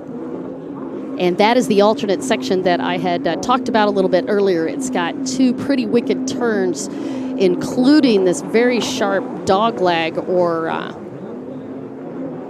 90-degree turn, and then they have to pick up the gas once again as they make their way towards the split section on the left-hand side of the track. 1.4 kilometers, 31 pens for the stand-up riders.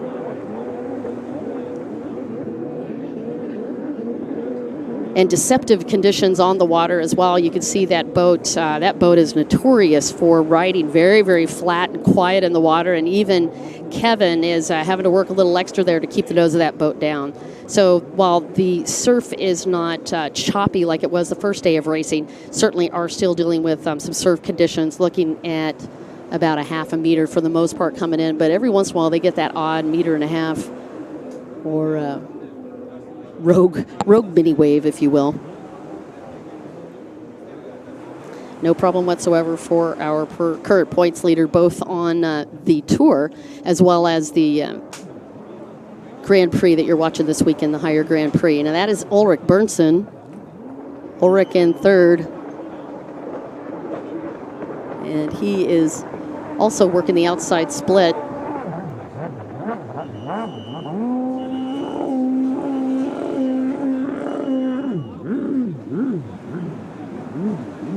And you can see what I was talking about. Every once in a while, these guys catching some pretty nasty air. This is one of the more technical sections on the track. That's that super high-speed right-hand turn. It's a triple yellow.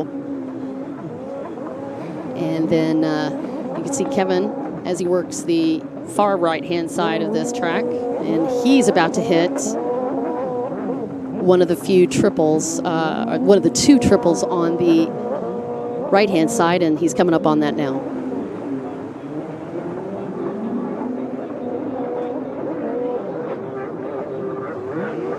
And then once you see the double buoy, that actually indicates to the stand-up racers that they have to go take the alternate course, and that is the beginning of that alternate course. We've got 11 and a half minutes in on this 15-minute plus one lap moto. And the current time for Kevin Rederer, 2:21.76 was his fastest time. That's his current lap time, lap 4. And then Stian Schwettlein with a 2:31.22 on that lap. Ulrich Bernsen, 2:30.56. Barnabas Szabo with a 2:35.96. And Axel Courtois in 5th with a 2:34.64. Anders Keller's moved up into 6th with a 2:28.25. And Dan Anderson has also been on the move with a 2:32.02.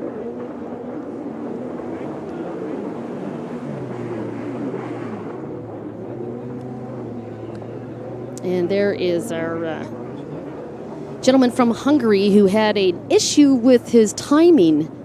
He had a little timing gear that split on him in the first moto.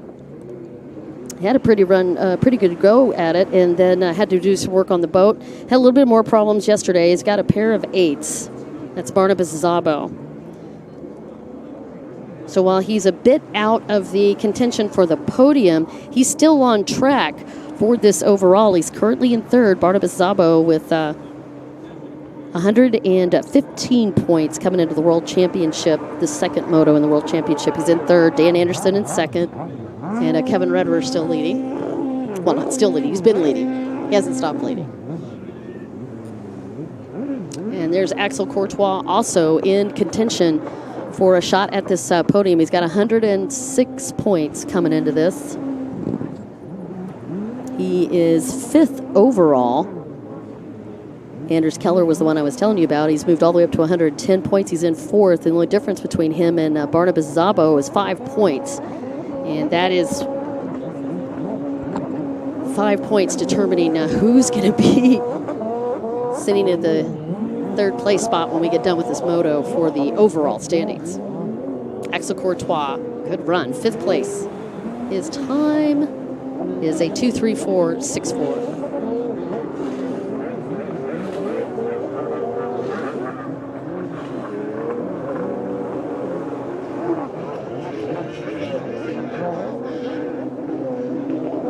I want to to say a special thanks and a shout out to all the people that have been joining on the live feed. We had a massive number, over 19,000 views thus far on our first day. Thank you for that. James Bushel just signed in. Yanu's still here. Ma Jingwao is on. Robert Klingsberger. And David Sims. Good morning to you, sir. Or afternoon. For us, it'd be afternoon. Let's take a look out on this beautiful race course this afternoon. And that is the long shot on that right-hand side. Again, that alternate course demarcation with double buoys. You saw the yellow and white. And Sabo goes out to pick up that first big dog leg, and then he's going to come right back in. So it's almost like 80. It's a 90-90. Here's one, and here comes another 90 degree. Fun times when you're dealing with surf and you've got such a fast rider behind you. That'd be Axel Courtois that's on the hunt with him. And you can see Anders Keller just at the right-hand side of your screen. Anders has been pushing.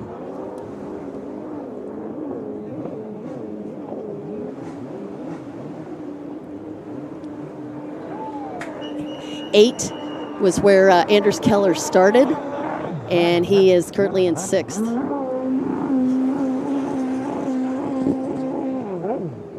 And we have a white flag, 15 minutes, 41 seconds on the clock, and Kevin Rederer just came through for the white flag. Uno mas to go for Mr. Rederer.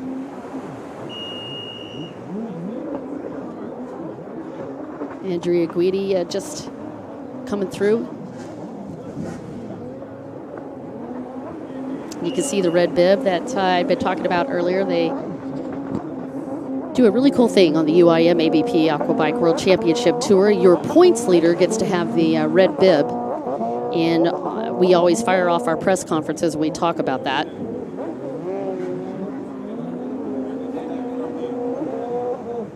So Dan Anderson in 7th with not a lot of real estate left. We've got this one lap. And look at Anders trying to get a sneak move in.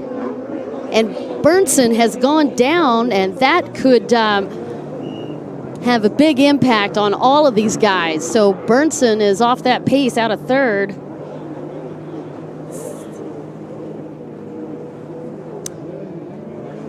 Give you the update, 1 second.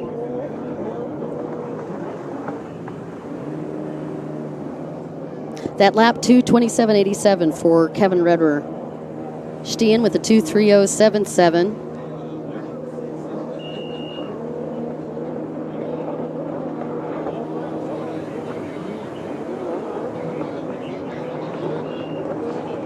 Kevin Rederer going to the inside split for the final lap.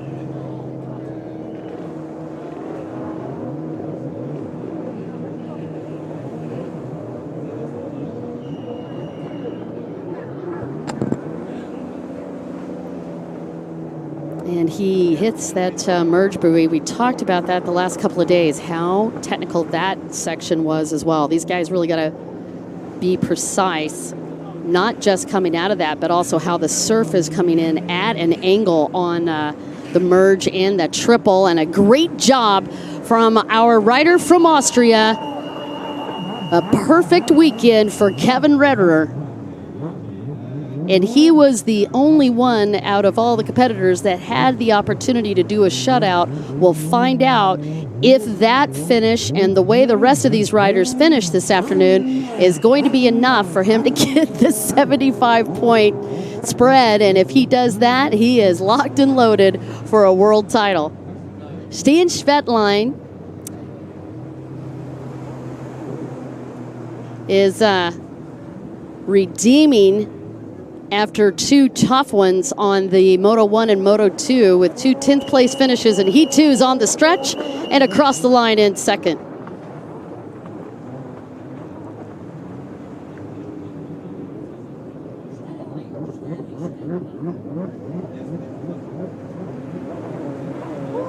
And looking up, even though Ulrich went down, it is not going to affect him. He's still in 3rd.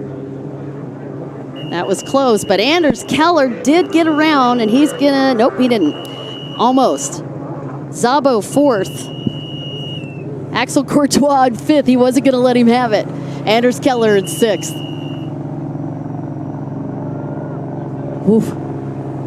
Anderson in seventh, and we'll get you those points in just a minute. We will take a quick break here, and we'll be right back. Thank you, guys.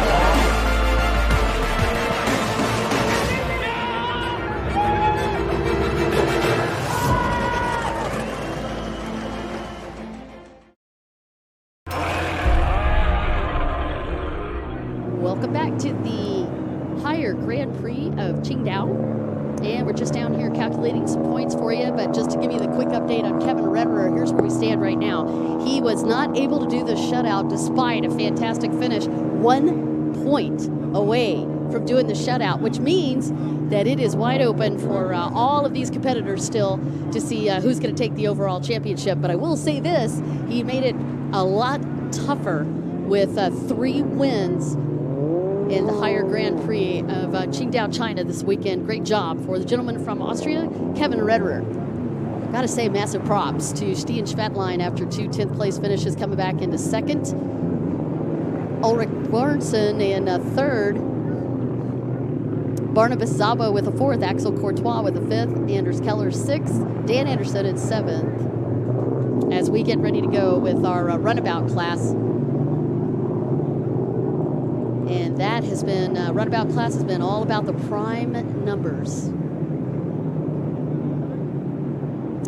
And 86, Jeremy Perez. Good to have him back out. His bearing went out yesterday in that first moto, costing him any points on the board yesterday. That's your defending world champion from 2018, but this guy, Yosef Abdul-Razak, came screaming onto the field. Speaking of, let's do a quick interview with these guys.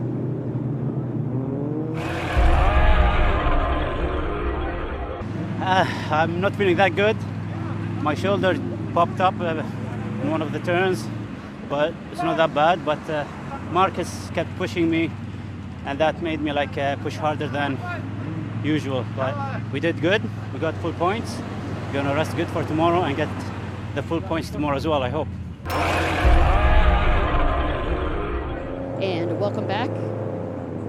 We are just getting ready for our runabout second moto.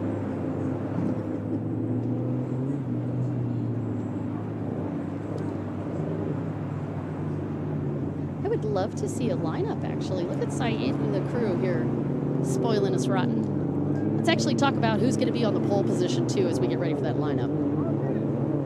Now, again, they got to pick where they were going to be on the line this afternoon. They got 2 opportunities, but here is your lineup card with Yosef Abdul-Razak at the top of that after the win yesterday. Marcus Jorgensen, your current points leader. He's going to be on the inside position. Sam Johansson, man, what a young phenom he is. Only 17 years old, but he has made such a big splash on this tour. Teo Fracasso. Issa Hai, who had a massive hole shot yesterday and then had some problems with his boat. Andres Wisniewski, who's in the points run.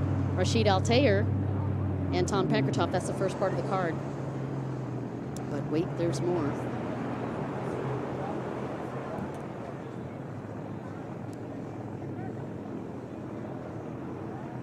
Lino Aruja from Portugal. Lorenzo Benalia who's been on this tour, been a part of 18 championships, been racing for 31 years. Great to have him here. Johan Johansson from Sweden, Fredrik Brandau from Germany, Liang Wanfu from China, Hui Dizhai from China, Qin Shan also from China, and Zhang Kufang from China. Martin Alhaj, the birthday boy from yesterday.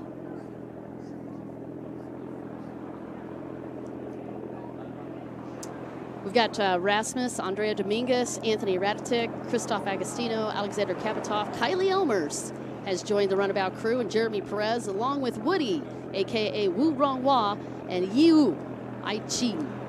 That is your field today for the Runabout class. Let's talk a little bit about what's been going on this weekend in the Runabout. Well, we can't get very far into that conversation without telling you that this has been one of the closest points-wise coming into this round. So coming into the first moto yesterday, Marcus Jorgensen had 71 points. Check this. Rashid Altair approached the scene with 69 points, and he was tied with Andrzej Wisniewski, the Polish rider and Polish champion, for 69 points. Jeremy Perez was right in that hunt with 65. He's in fourth. Anton Pankratov in fifth. Samuel Johansson in sixth, and Yosef Abdul-Razak in seventh. Now that's how it looked before we started racing yesterday. But then yesterday made a few changes. Marcus Jorgensen still leading. He's got 93 points, but now in second, Andrzej Wisniewski after a great finish yesterday. Rashid Altair is in third, and there's only 1 point separating those two riders. And now in fourth, after a great finish yesterday, Yosef Abdul-Razak with 79 points. He's only 4 points off of a podium opportunity for the World Championship, and a great finish yesterday, and I hope you guys got the opportunity to watch that. If you didn't, you missed a fantastic race. Can't talk about yesterday's moto, however, without talking about the 23-time national champion, and that is Isahai. And I'm going to say his last name wrong, but I'm going to try. Hajime. I've been calling him Hashimi, but he told me that was wrong. But Isahai had a great hole shot, and he led for 4 laps yesterday before Yosef Abdul-Razak snuck around him, and that was because he was getting some problems in the boat. One of his cylinders was getting a leak in that cylinder. That was Isahai's boat I'm talking about, boat 81. And so he dropped back a little bit, ending up yesterday. Let's see where he ended up. He was in 5th place. Yosef took the win yesterday afternoon. Marcus Jorgensen in second. Sam Johansson moved up from 7th to 3rd. Mattia Fracasso in 4th. And Isahai was rounding out your top 5. So that's how the moto looked yesterday as we get ready for moto number 2. And not only are we in a fight now for the higher Grand Prix of Qingdao, China awards ceremony. It's going to happen in just a little bit, but we are also in a fight for the World Championship points. And you can see all of the holders down on the line as the tension starts to rise as we get ready to go for the final moto in Runabout GP1.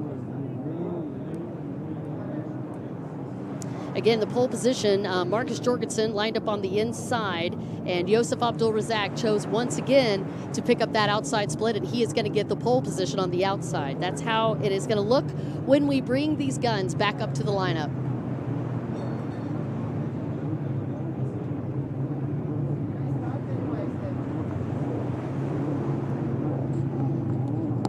With both ski classes, we had 15 minutes plus 1 lap. In the Runabout class, it's going to be 25 minutes plus a lap. So it is grueling, both on the riders and on the machines.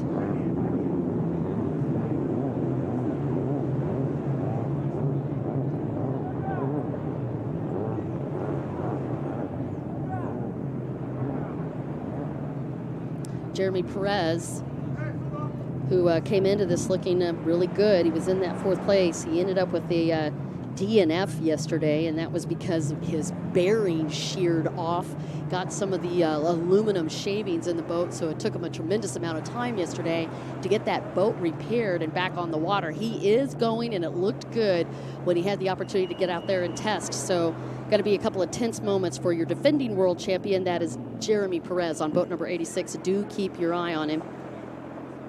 And Jeremy, by the way, is lined up on that inside split. I see Rashid Altair also has lined up on that inside.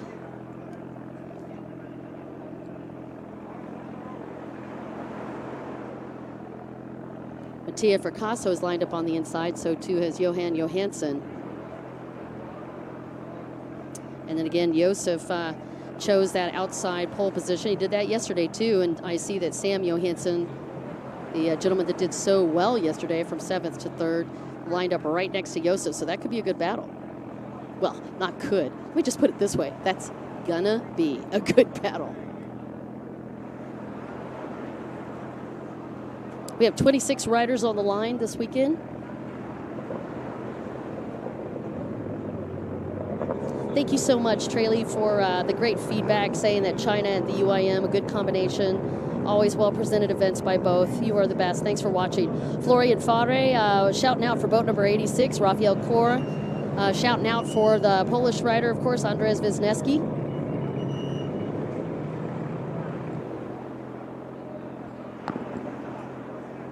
A lot of chatter on the feed, both for Jeremy Perez and for our Polish national champion, and that is Andrzej Wisniewski. Again, this is how it looks for the overall World Championship title. Marcus Jorgensen leading at points. Andrzej Wisniewski second, and Rashid Taylor in third. And there's only 1 point separating Rashid and Andres.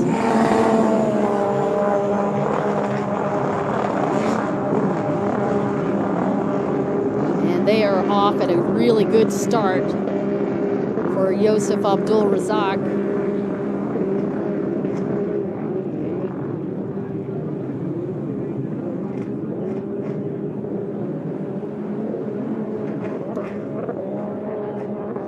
And I have to say, Isahai lined up on the far outside of the inside split. And as we look out over the track, guess who's got the hole shot on that inside? It is Isahai.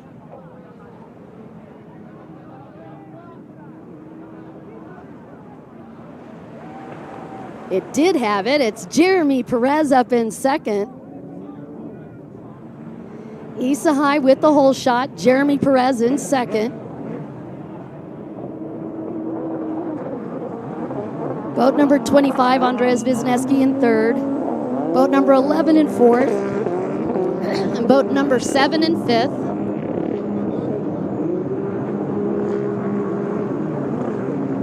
Boat number 27 in sixth. Boat number 8 in 7th. 27, by the way, is Lino Hurahu. And boat number 8 is Mattia Fracassa.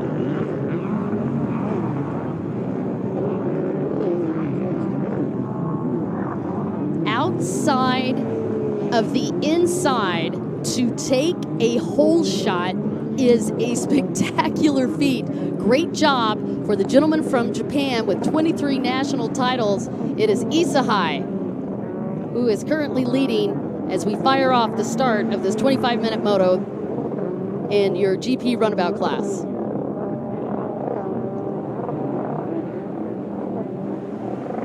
Jeremy Perez looking solid in second after a DNF yesterday, and he needs those points. It is the gentleman from Poland, your multiple Polish national champion, in third, Andrzej Wisniewski.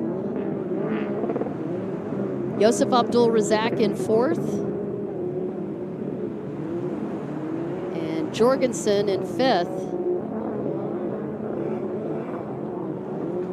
And the question's going to be, as they come through this time, where's Rashid? He had a bit of tough luck coming into this one. When he went to get the boats out, they had a motor they were trying to bring in. And unfortunately, Customs wouldn't allow them to get that motor in. So they had to go with a backup stalker boat, and that's what he's been running on both in qualifying and in the first moto yesterday. Had a great finish despite all of that. He ended up in 7th place in moto number 1, but he's definitely running underpowered and looking like Hashimi might have put a bond rail slightly off. Jeremy Perez gained some time on him, and now Jeremy is on the hunt. Less than 3 boat lengths between those two.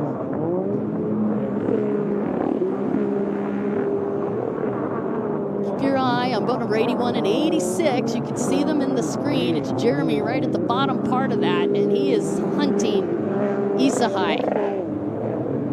And you can see Andres right there as well. It's Yosef Abdul Razak, that's your top 4. Here's your times. 3:06.45 on that first one, and a 3:07 for Jeremy Perez. It's a 3:06.45 for Isahai, and a 3:07 for Jeremy, and a 3:12 for Andres Wisniewski. And Jorgensen snuck in on that 4th, and he is with a 3:13.82. Yosef Abdul Razak with a 3:15.94 in 5th. Yosef, by the way, after that win yesterday, when he came in for the interview, mentioned that his shoulder popped. I don't know if you guys remember, but he went into surgery in May for that shoulder. He had to get that repaired. And we were hoping that he was going to be okay, but that shoulder definitely was hurting him yesterday. So, Yosef Abdul Razak in 5th, Jorgensen 4th, Wisniewski 3rd, Perez 2nd, Isahai leading. And Perez is dropped off just a little bit on that pace, and it looks like Isahai going to the outside split. Jeremy Perez going to follow him.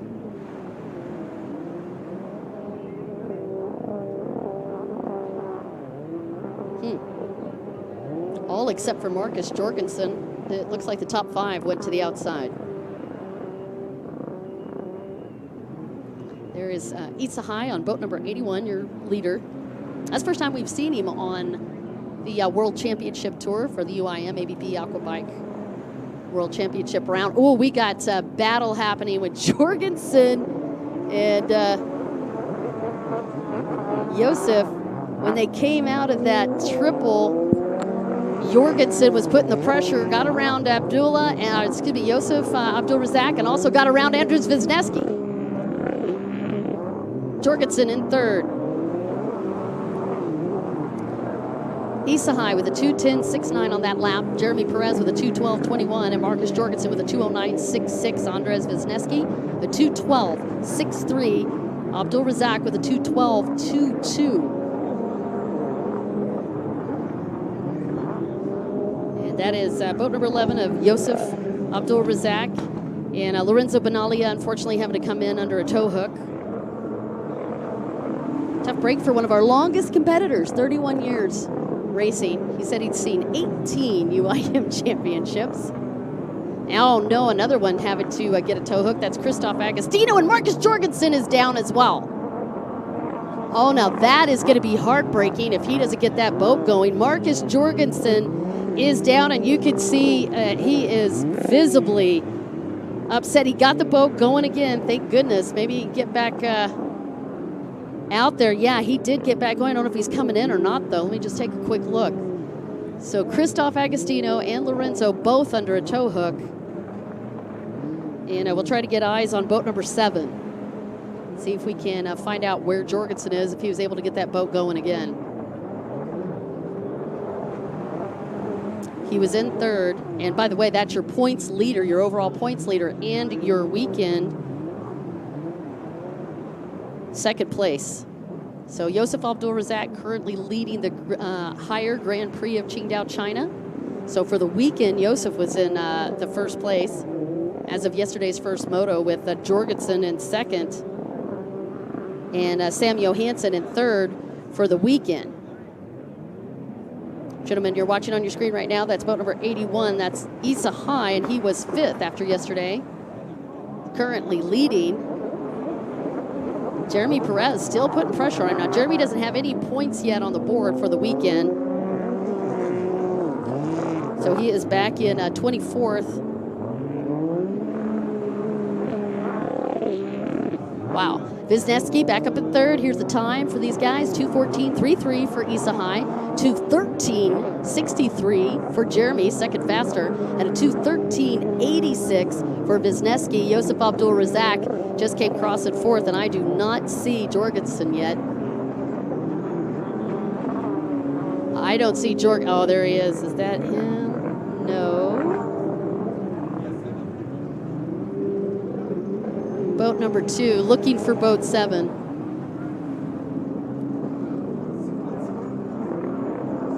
Ah, there he is. Thanks, guys. And he is stopped. So boat 7 not moving.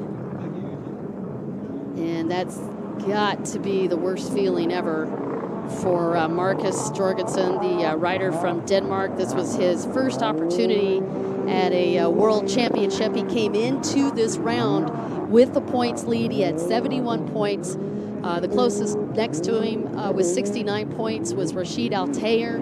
And then right next to him was Andreas Wisniewski, also tied with 69 points. And now Marcus is watching those points start to slip away from him. He's right in the middle of, it's not in the middle of the course, but he's upwards when he came into this round. Yeah, that's where he was when he came in.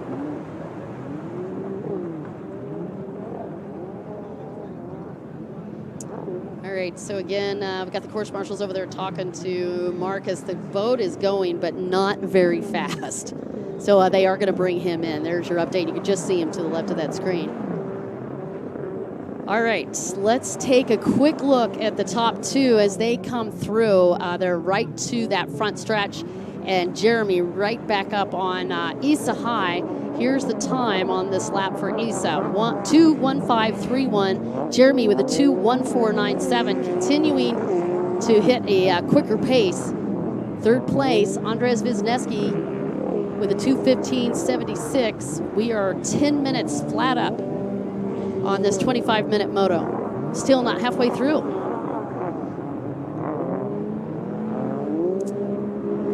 Yosef Abdul Razak.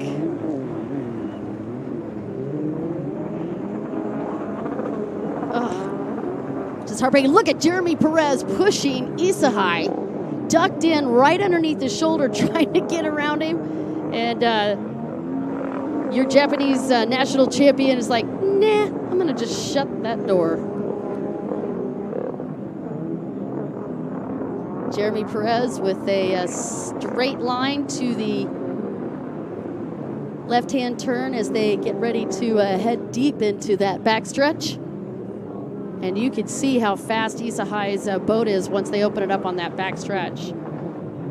Jeremy having to play smart here. All right, Issa, fastest lap time thus far is a 2:10.69. And where is, looking for Fracasso, looks like he might have dropped off. Rashid Altair in 10th.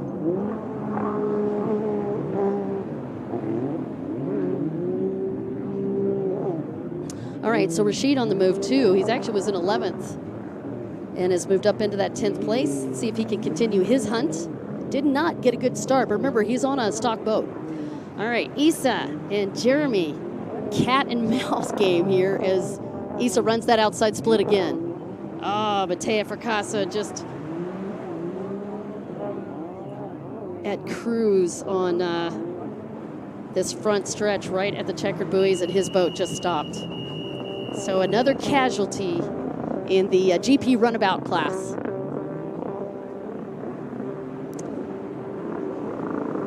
Jeremy Perez and Issa High coming on that front stretch. Here's your time. Issa with a 2:15.41. Jeremy Perez with a 2:15.36. Man, the last 3 laps, Jeremy has run a faster pace than Issa High, but this is one of the closest ones. 2:15.41 versus a 2:15.36. Andres Wisniewski with a 2:16.96. Yosef Abdul Razak with a 2:14.51. So now Yosef, once we've settled down, is starting to pick up his pace.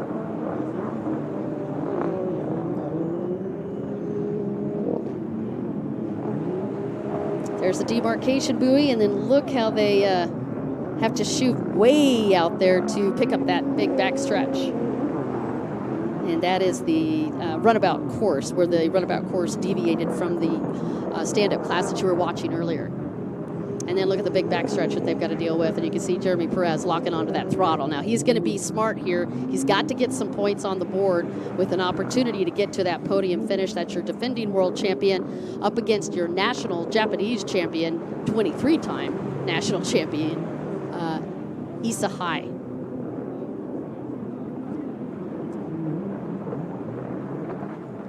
Wisniewski is on pace to put himself into second overall.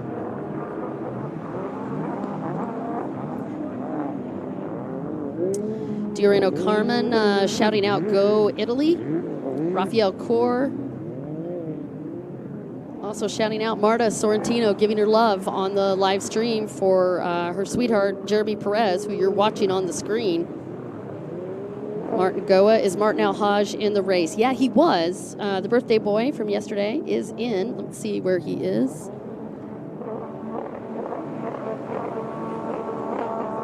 I'll give you an update on that one second. Alhaj, as of lap number 4, is in 20th place.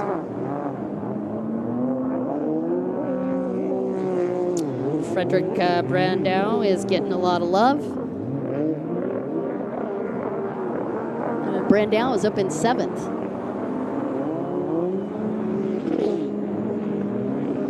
Here's your run.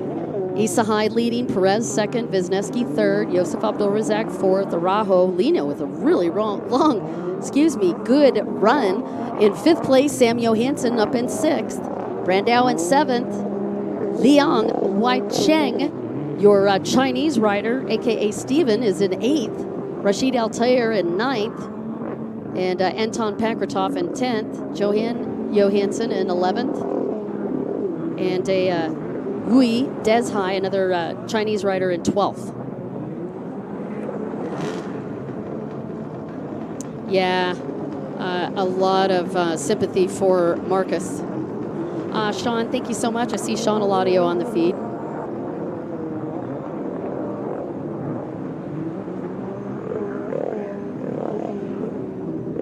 Let's take a look and see how Kylie is going. She did pretty well yesterday. Elmers is currently in 14th. Kylie Elmers is in 14th. And the other young lady that is out running on this world tour is Andrea Dominguez, and she is in 18th. Respectable. It's her first year. She's doing good. She's doing good. It's like a rider from Colombia, by the way, Andrea Dominguez on boat 87. Again, she's in 18th. Kylie Elmers is in 14th. Now, by the way, Kylie on a pretty much a stalker boat. There's Isahai. And he is just taking a look here. He's on that. Oh, interesting. He went to the inside split on that run. Perez to the outside, trying to sneak around some lap traffic. And we are 16 minutes into a 25-minute moto, and now we've got to play some strategy on these motors. Jeremy Perez has got to be thinking about that bearing. He had that thing shatter on him yesterday, so he had to do a full boat replacement. So he just wants to keep pushing on Isahai. At the same time, he wants to get some points on the board. Here's your lap time for Isahai, who is picking this pace up now that water's getting a little more cleaned up. 2:09.68 on lap number 7, and that's the fastest time thus far on the track. Jeremy Perez with a 2:11.81. Andres Wisniewski a 2:11.83. Less than 2/100ths of a second between those two riders, Perez and Wisniewski, on the last lap. Josef Abdul-Razak still running strong, 2:16.73. And Yino Araujo on boat number 27 in 5th with a 2:18.13, also very respectable. Sam Johansson, however, right behind him with a 3-point faster time, 2.1538 for the 17-year-old from Sweden. And Johansson on boat number 4. Let's see. We'll check in with him and see where we are in just a second.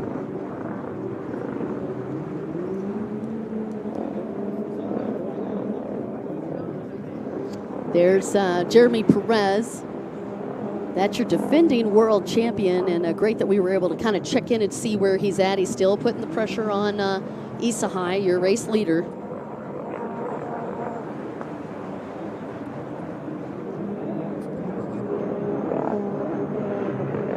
Man, this guy looks amazing. Not young either. Isahai is 48 years old. And he's out there running like he's 17. Again, led the race yesterday in that first moto for 4 laps, and then that compression in the cylinder started to give way as some of the leakage, oil leakage, was going into that cylinder, so they had to work late last night to replace the cylinders and check the engine, but looks like everything's going great thus far. We are 18 minutes into this with Isahai firmly in command of the lead. His fastest lap time, a 2:09.68.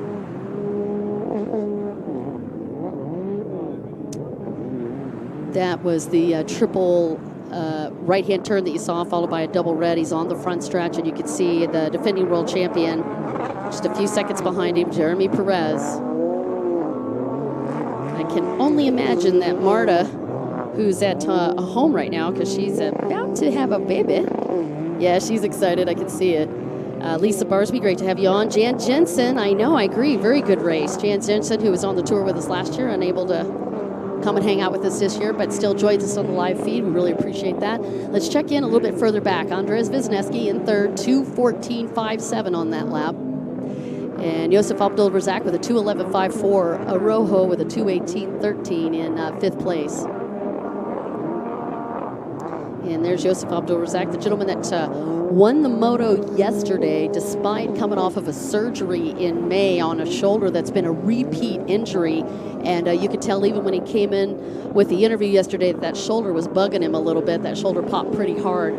I didn't get a chance to catch up with him today, but he looks like he's running very solid out there. He's up in fourth place.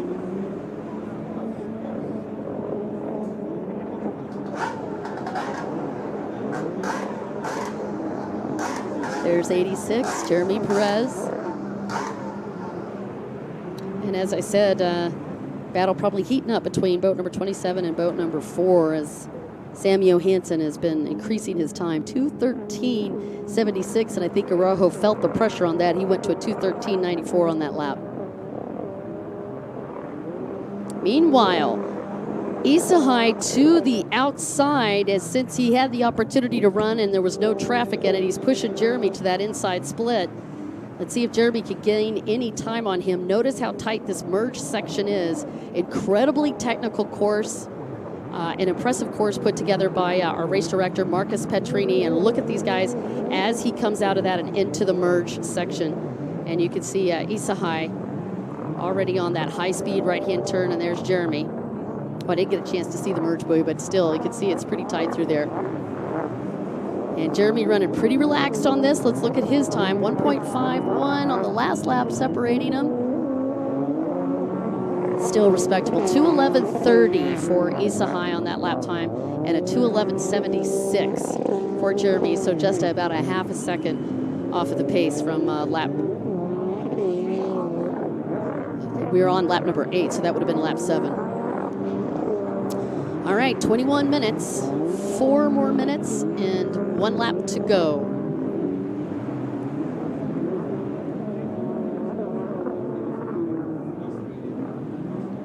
Further back, let's see, Abdul-Razak 4th, Araujo 5th, Johansson 6th, Taylor in 7th, Brandau in 8th. Wait, I'm gonna wait for that because we're still waiting for those guys to come through. One moment. Got to hand it to your Polish national champion, Andres Wisniewski. Played a really sharp race thus far. He had quite a few challenges early on. Now Wisniewski lined up on the outside, so taking a chance on that, and he was right in the middle of that pack. Turned out to be a smart move for him. Started the race in 3rd. Dropped back to 4th briefly, and then back up in 3rd, and right now he's just running solid, does not have a lot of pressure on him. Talking about boat number 25.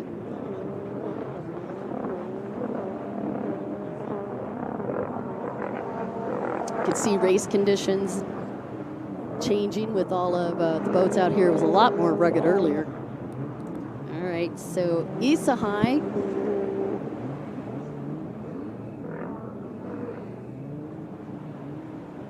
Man, I didn't even get a chance to talk to him about being in split section before he got out of there. There's that triple right-hand turn, and you can see Isahai starting to have some lap traffic as he jumps to the front stretch. Took a risk, pushing the inside, snuck around that lap rider. And that was a very pro move. Let's see what happens with Perez as he comes through. And he dropped off the pace. He too he got caught in a lot of lap traffic, so Perez a bit off this pace. 2:11 for Isahai and a 2:16 for Jeremy Perez. Andres Wisniewski now coming on. He's got a 2:14.86 for boat number 25 and a great long shot. Meanwhile, bond rail bouncing for Yosef Abdul-Razak on boat number 11. He's like, I don't need that. I'm getting rid of it.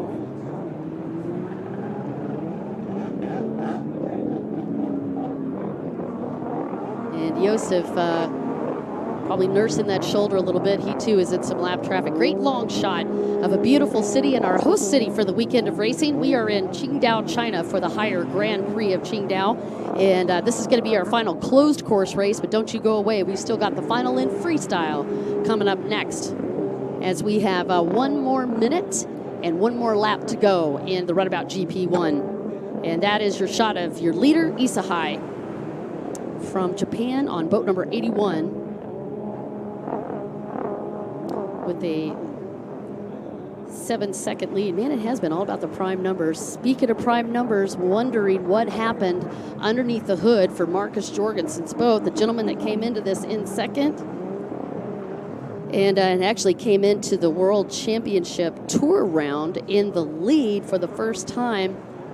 And right now, just going to see if he's going to be able to get any points on the board. That's Yosef Abdul-Razak, world champion in 2017. He came in second last year.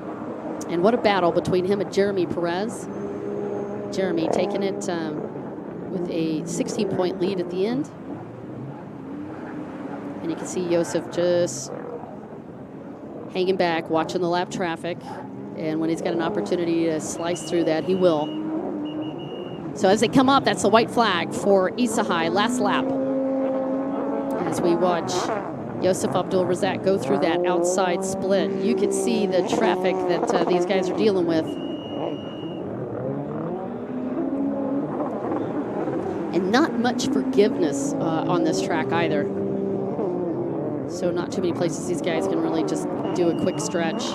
Even in the stand-up class we were watching, very few places these guys were able to get out of that racer position. 81, Isahai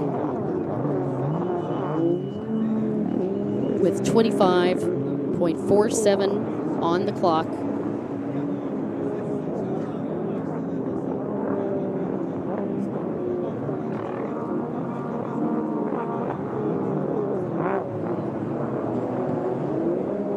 Great run from our rider from China. That is Liang Yi Chang on boat number 67.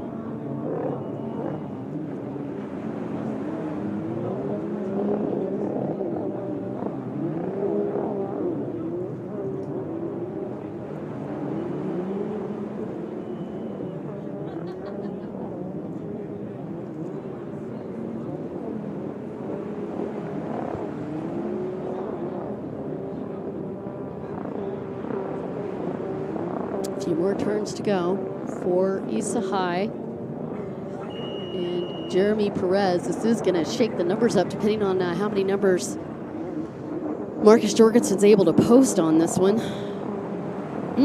Crazy. Now, mind you, for this weekend, Jeremy Perez was 24th yesterday, but he had no points, DNF'd because of that bearing. Isahai, on the other hand, came in 5th yesterday, so he's locking in a podium position here with Jorgensen out of the way, unfortunately. And Matteo Fracasso, the gentleman that came 4th, also out of the way. Checkered flag out for our rider from Japan, 23-time Japanese national champion, and now a winner in Moto number 3 after a tough break yesterday with that cylinder giving him some trouble. And a beautiful run for him. And he even said last night when he was getting that boat fixed, he said, I'm not done. Great job. And I noticed he congratulated Jeremy Perez as well. And you can see the reaction time from him. Great, great, great run. He is 48 years fast. Lives near Tokyo. All right, the lap time on that final one, even quicker, a 2:08.93 for Isahai and a 2:08.68 for Jeremy Perez. Andres Wisniewski on that one with a 2:18. He is going to be in 3rd. Yosef Abdul-Razak, Mr. Consistency. He's in 4th, 2:13.56.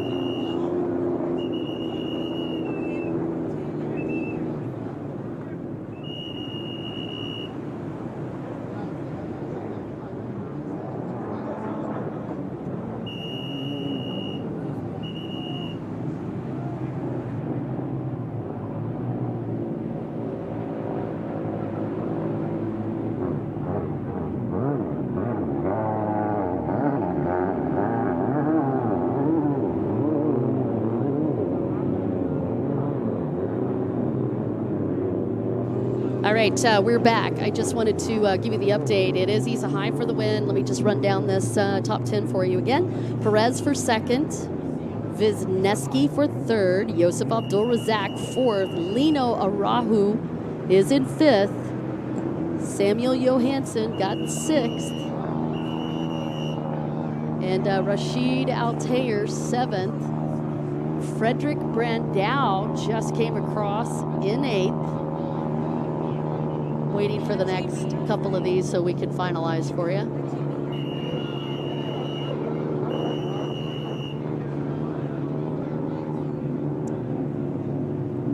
Anton Pankratov for ninth, Johan Johansson for 10th.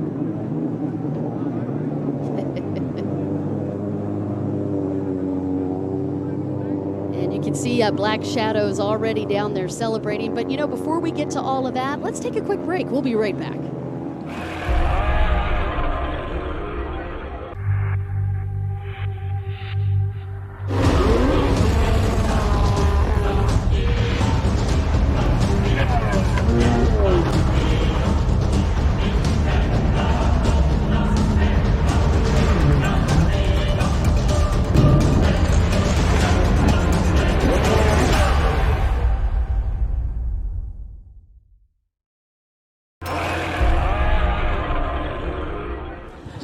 Welcome back. You're watching the Higher Grand Prix of China.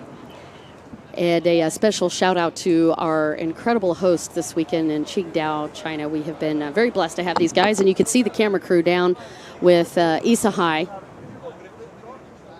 who just came off of a great win. He looked super in qualifying. Let's do that quick recap. In the qualifying, he had a 2:14, second fastest time on the track.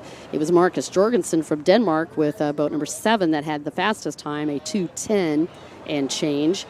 And then when we go to yesterday's moto, it was Issa High Hashimi with the whole shot and the race lead for 4 laps yesterday before that cylinder gave out on him, putting him back in 5th place. Then coming into today's moto, smoked the whole shot, never looked back, and he did that from one of the toughest spots on a starting line grid, and that is the outside of an inside split, which means he had to cross over all of those lanes after the halfway mark to grab that shot, and he did it. Beautiful job by the gentleman from Japan, and just living right outside of Tokyo, and we'll see if we can get him up for an interview. Meanwhile, Jeremy Perez, here's the recap with him, had troubles in qualifying with his boat, got that fixed, came out in moto number 1. Things seemed to be going great, then the bearing gave out, plus he had a bunch of metal inside that engine. He got all of that cleaned up last night, despite the fact that he had a DNF and no points yesterday. Came back today strong. That's your defending world champion, and he got a second in today's moto. Went a great job for Jeremy Perez. In third, the Polish national champion. You know, he's been on this tour for several years, but Andrzej Wisniewski has just jumped out of that podium position a couple of times, but we haven't had the opportunity to really see how powerful he is until 2019. And then, of course, this year, he's been coming on very strong. He's been tied for that 3rd place spot in the overall championship, and he's got an opportunity this weekend to hit a podium as well. So he's moved up in the points. Team Poland looking hot. And we can't talk about this too much without talking about Samuel Johansson from 7th place in that first moto yesterday. Got a 3rd after a 7th place start. Great job for that 17-year-old. He's from Sweden. That's Sam Johansson. And today looked like he also got into the top 10, ended up with 6th.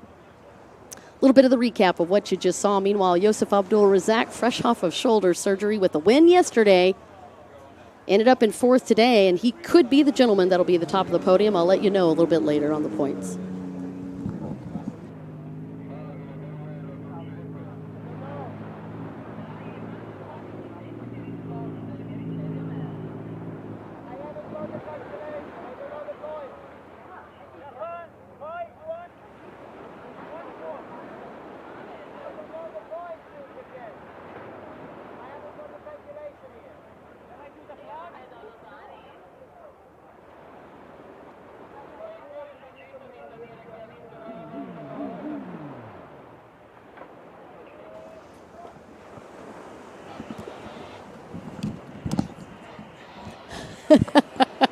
We were just checking some points there for you. Sorry about the silence on the live stream. Hey, I tell you what, we will be back as we continue to calculate these points and get ready to let you know who's going to be on the podium right after this interview. It was perfect today, sunny day, and it's nice. Better than yesterday. I feel so proud. And now thanks to my team and thanks to China, Qingdao, for this event. And thanks for Aquabike as well. Hey, you guys, welcome back. You're watching the Higher Grand Prix of Qingdao, China. And I'm just checking out some of the feedback on the live feed, and really great to have this commentary. You guys, I just want to say thank you so much for joining us. Had over 19,000 views, by the way, in one day alone. Yesterday, right after we had signed off of the feed, we had over 7,500. Just really been great viewership, and that's much, much appreciated. I see Daniel Kutko. That's true. Those skis are incredibly fast. Oliver Raviel, hello to you as well. And Marta Sorrentino Perez, you want to listen to Jeremy speak? Well, of course you do. Julietta Browndow saying a great job from Frederick Brandow.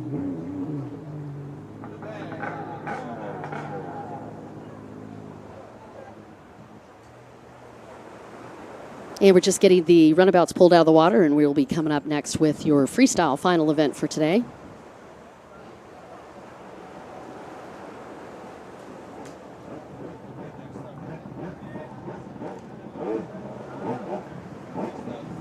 He barely speaks English. We have been incredibly spoiled this weekend in Qingdao, China. And as we get ready, that's going to be our first competitor that's going to come out, and that is Liu He. And Liu He is a guy that I was telling you earlier has the Guinness Book of World Records for 29 flips at a time on a flyboard. And he is going to be coming up next.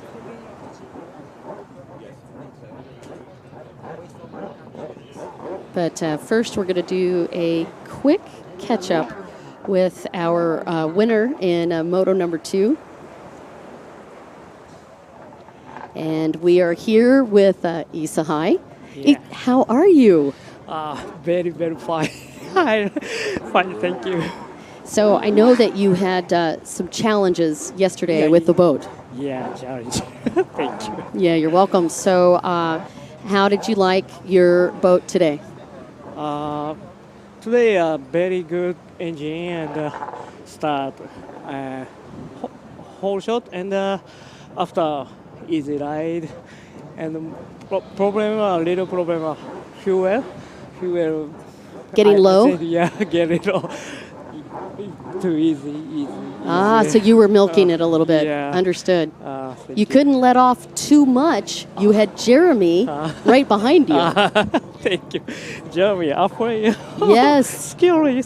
He was he was definitely hunting you. Stop. Isahai, I can see your team very excited to Yeah. get to congratulate you and Very hang out. good team. I'm happy. Thank you. You're very welcome. Yeah. Congratulations. Thank you very much.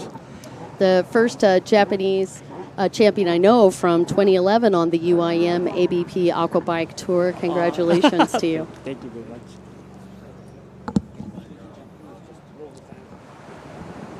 Oh, and just in case, if you would like to, I know we have a ton of different nationalities on the feed. If you would like to do a shout out or say something special in Japanese, you are more than welcome to. Japanese people? ありがとうございました。応援していただいて、ライブでも見てると思うんですけれど、なんとか勝てることができました。皆さんのおかげで、チームにも本当恵まれて、今日スタッフもみんなスペシャルなスタッフで、優勝することができました。応援してくれてありがとうございました。Thank you very much. Thank you too. Thank you. Isahai, incredible racing from Isahai. And we are back on the water, and we had been watching Liu He.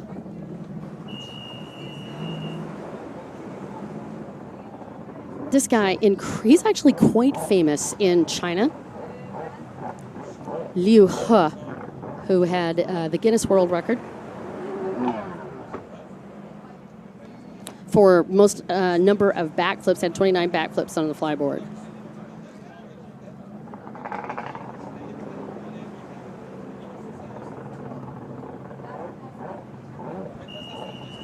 That record actually in 2016, by the way.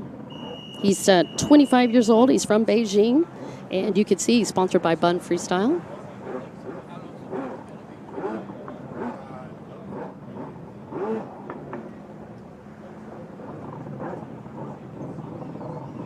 And in case you were wondering, that camera had just switched over to one of the other competitors, and that is Yaroslav Turner as he gets ready to go.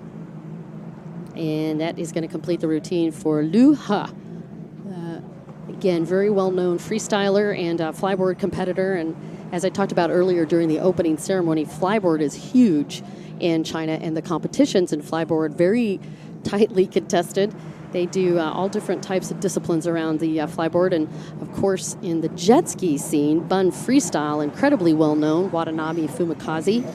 Of course, one of the first freestyle competitors that we got to watch, sponsored by Bun Freestyle.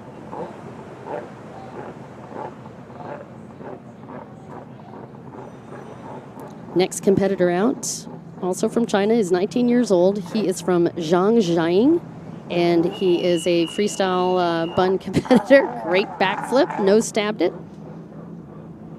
His name is Wu Huajian. And a double backflip for Hua as part of his opening combination.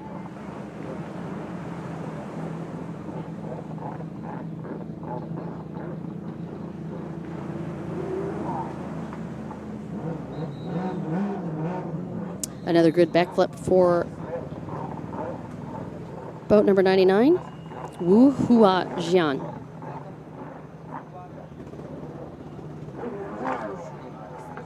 Great little setup. Ooh, nose stabbed it just a little bit. And again, these guys fighting for depth.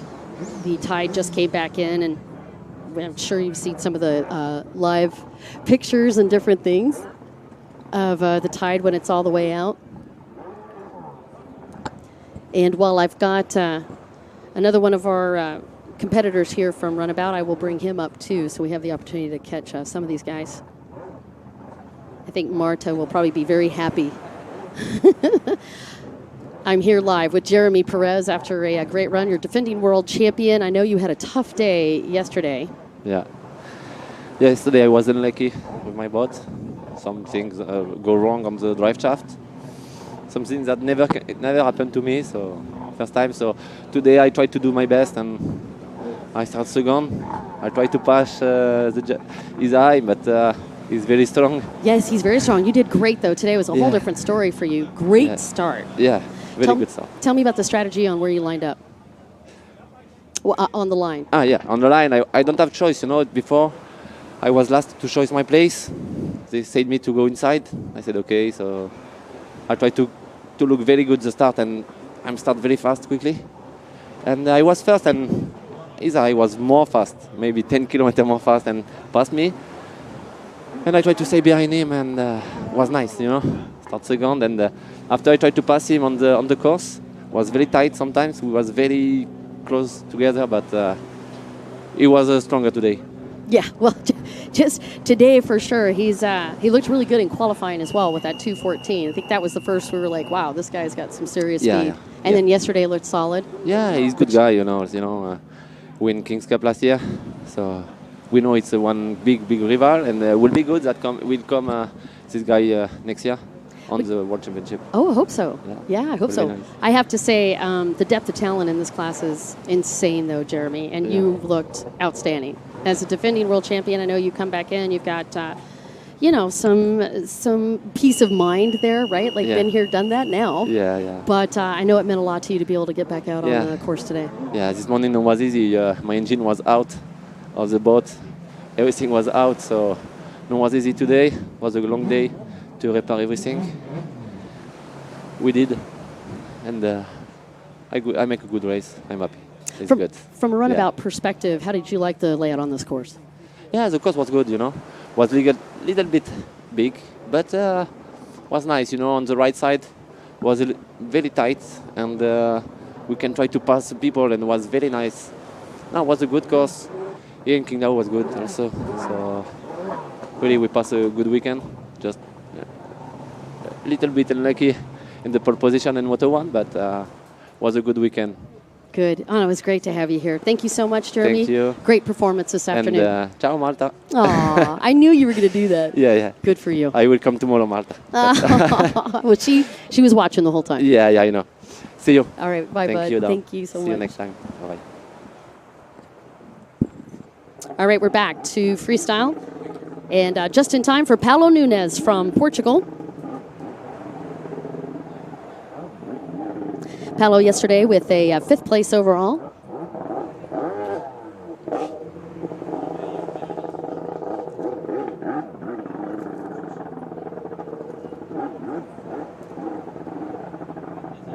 And coming into this, he is in 7th on the World Championship Tour.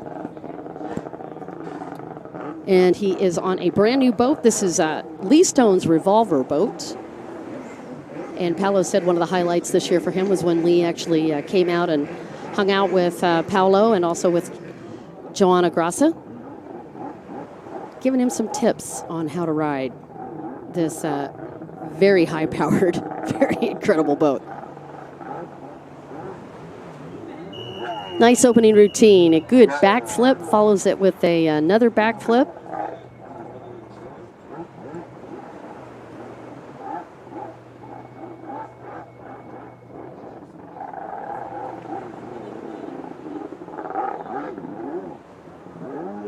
Great setup wake into a barrel roll, and you can see he's really starting to get used to this boat. That was a nice combination from a barrel roll to a backflip. You're watching Paulo Nunes from Portugal.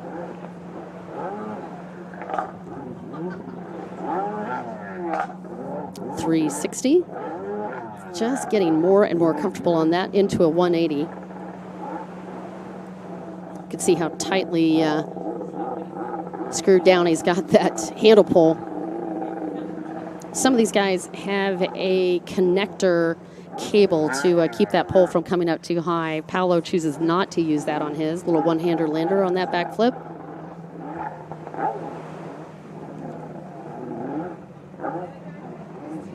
Paulo, by the way, part of the Flyjet racing team, along with his wife, Joanna. He's 52 years old this year. And kind of an interesting side note on him, he loves beekeeping.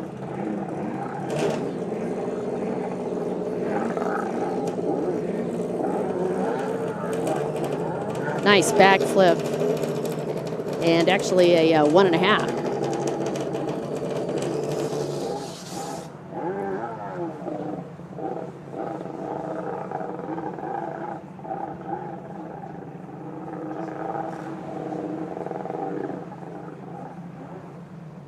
Another nice setup wake for Paulo Nunes as he faces right into the camera, does a beautiful backflip.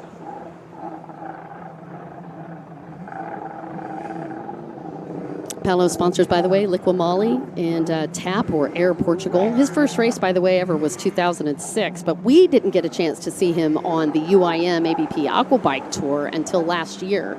And one of the reasons for that is he had been helping out Joanna on the World Championship Tour in her racing. And then last year they had talked about it, and she was like, I think you should do freestyle too if you want to. And he got real excited about that idea. So we had him on part of the tour last year and for the full tour this year. 2 360s.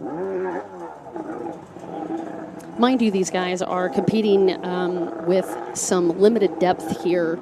And although we are at high tide, which we had been watching these tides since July, our race director, Marco Petrini, had been keeping a very tight eye on that. We're still at about 3.5 meters, which is the highest we've had over the length of the competition.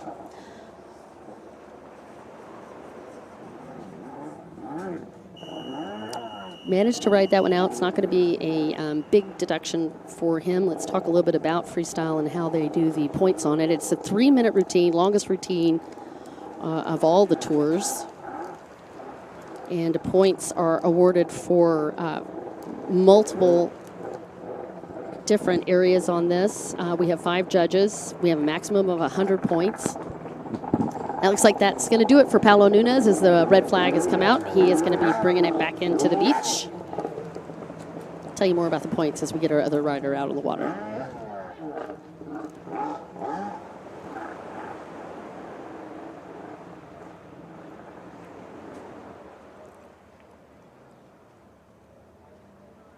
You can see the pits over there in the background where all of our riders have been hanging out for the past 4 days.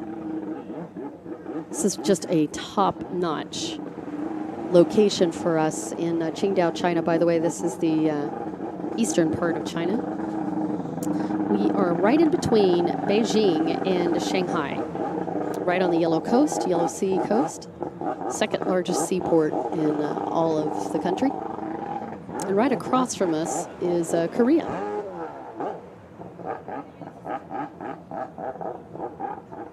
All right, now this could be an awesome opening. Let's see, he's also on a brand new boat. This is Sergei Kimov from Russia. And a good opening routine, backflip, multiple 360s, backflip. And yesterday he went for a scarecrow. I'm curious to see if he's going to run one out again today. He looked spectacular yesterday with that scarecrow. He wasn't able to do the complete full extension, but he looked very, very good, and that is one of the higher degree of difficulties on that routine. Another backflip. Nose stabbed it in just slightly. Again, on the panel of 5 judges, the 100 points, 35 was up for grabs for the variety, 30 for the number of tricks, 30 for style, and another 5 for tricks without the use of hands or feet, so any extensions. Barrel roll, backflip. He makes that off camber. And again, this is a brand new boat for Sergei. He's only been on this a couple of times. But when I had the chance to catch up with him, he really liked this new revolver boat. It's got more horsepower for him, and he said it's a lot easier to do some of the more difficult tricks, like the scarecrow. And when I took a look yesterday, and I'm just taking another quick look, yeah, he does not have super flip bars on, but would not be surprised if that's not the next thing that Sergei gets on his boat. Nice maneuver into a tail stand, rides it out as Yaroslav Turner gets ready up on shore.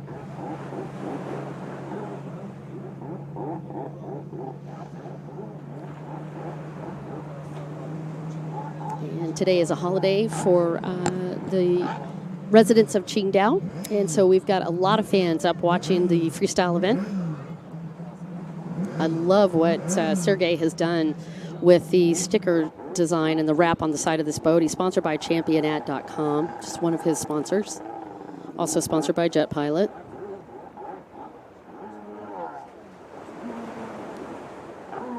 Big 360, 540, backflip. He's 17 years old. He lives in Moscow.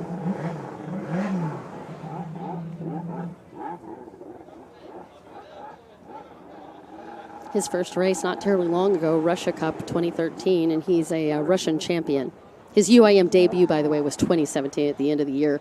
One-hander lander on that backflip, just stabbed it under the water, slightly rides it out. And the red flag up. Great run for Sergei Kimzov. Coming into this round, by the way, he's in third with 71 points, and he was tied with Niels Willems, but Niels unable to make this event. This is gratuitous for the crowd, but a great combination. 360s, backflips, and a nice run for him. Not sure that he got that fired up in time before the red flag came up. And there is a big Ghost Rider throw. High degree of difficulty on that.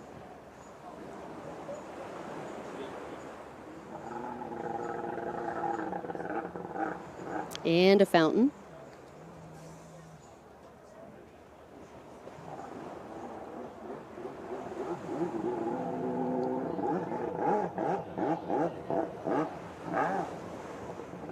And a super sub.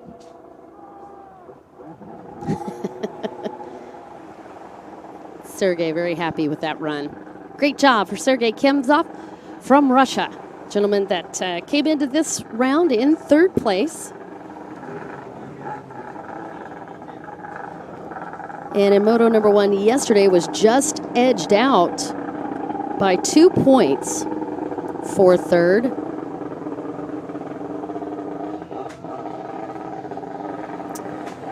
So again, your rundown, it was Wu Huazhan for 8th, Liu He for 7th yesterday, Li Chaofan for 6th, Paulo Nunez for 5th, Sergey Kemzov for 4th. This is yesterday.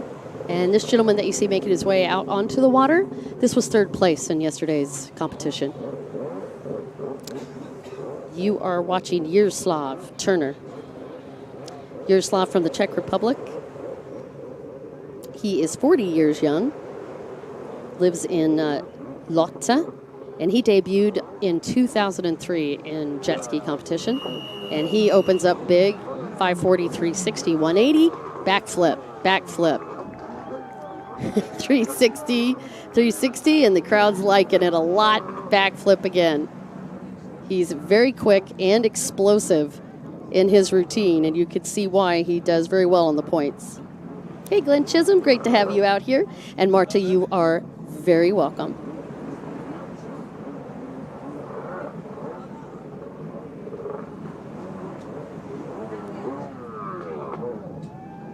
Another great maneuver. Boy, I'm not sure how he held on to that, but nicely done.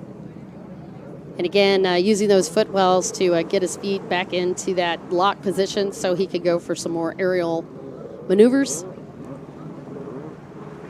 If you're familiar with freestyle, you'll know that these guys have a lot of customization allowed on these boats. Oh, came pretty close to tapping that buoy. Nicely done. He maneuvered right around it. But 360, 360. And now he's going to set up for some more. That was a 1-footer on those 2 last 360s in that combination, and another big throw.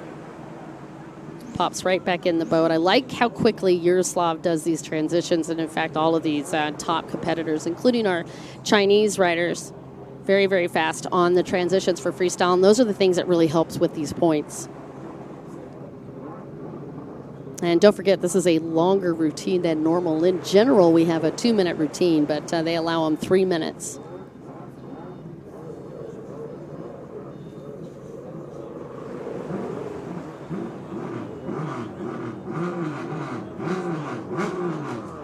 Nice backflip.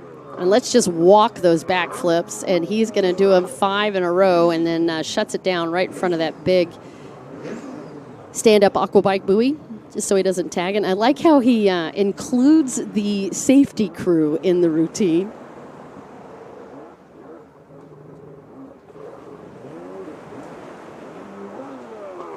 Barrel roll, 360.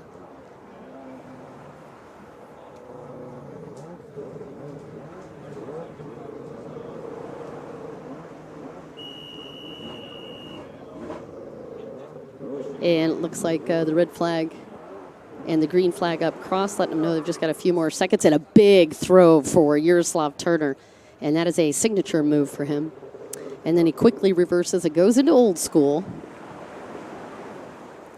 Setting up for a fountain. Boat got away from him just a little bit on that. Still rides it out. Not going to penalize, get deeply penalized for that. That was a good throw. Big Ghost Rider for him. And the red flag up, that's going to be the completion of that routine for the gentleman from the Czech Republic. Currently in third for the higher Grand Prix of Qingdao stop.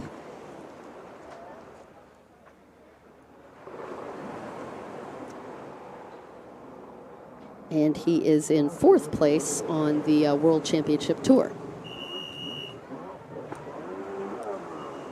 Quick 360. This is just gratuitous for you guys, because these guys love to perform and they love to make you happy.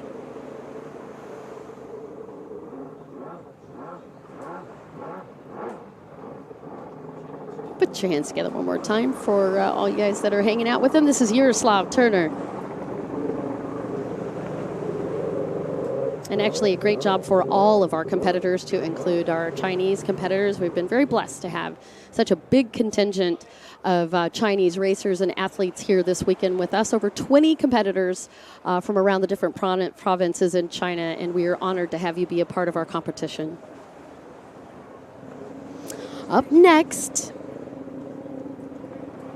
the man that might be colorblind, but certainly is one of the funnest competitors on the World Championship Tour, and I'm just kidding about the colorblind part, but he does like a lot of color.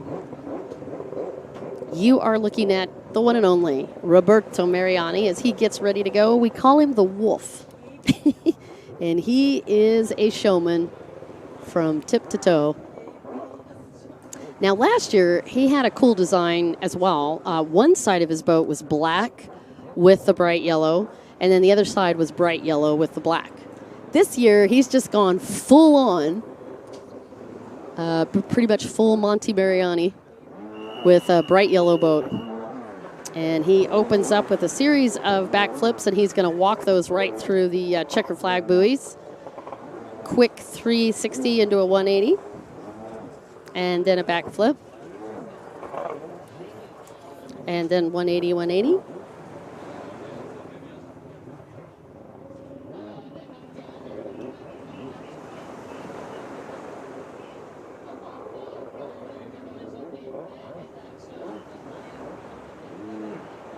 Barrel roll, backflip.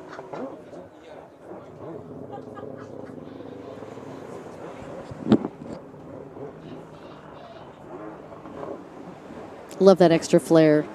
Again, Roberto, of all the guys on the tour, I think has one of the more balanced routines between old school and new school freestyle. He does a lot of the maneuvers that you see very reminiscent of the 90s with Scott Watkins or Hollywood Watkins, as well as Jeff Kent and even Lloyd Berlew. That little flare out that you saw, that flat 360 flare out, 100% Berlew. Beautiful black backflip, one-hander lander from Roberto Mariani. A little quick super sub from Roberto. Currently in second place on the World Championship Tour, the UIM-ABP World Championship Tour, and he is in second place on the weekend as well, and he goes right into a fountain, and again, that is 100% 90s.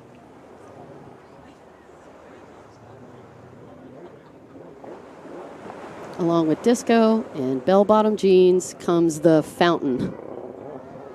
One of the first tricks we saw on the national tour in the States, and still one of the more popular ones. Big throw, Ghost Rider from Roberto Mariani as Rashid Al-Molla, your current points leader, looks on, and defending world champion.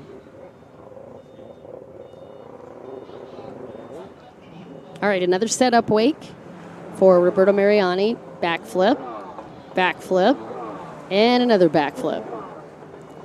360, 180, backflip. Goes into a tail stand.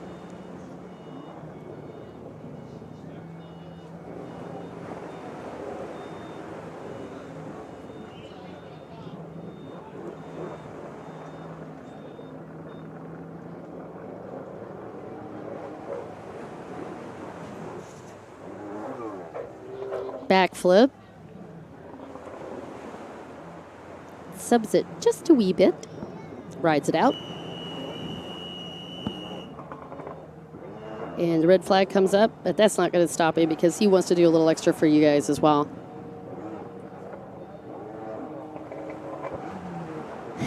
Maurizio Biagio, Arana, Forza, Roberto Mariani. And I see Alberto Carmelingo joined, and unfortunately he's not on the tour with us anymore, at least not this year, but we sure love having him as well. And a big shout out and congratulations once again to Roberto Mariani, currently second on the World Championship Tour and second this weekend. And you can see his reaction, quite happy with that routine. Great job for the Wolf.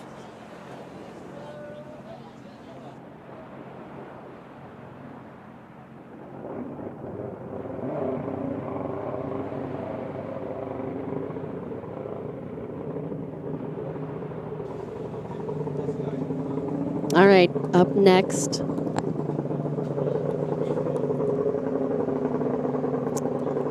He hails from the UAE. He is sponsored by Team Abu Dhabi. In 2018, he came into the final round in Sharjah with a 65-point lead and won every single session.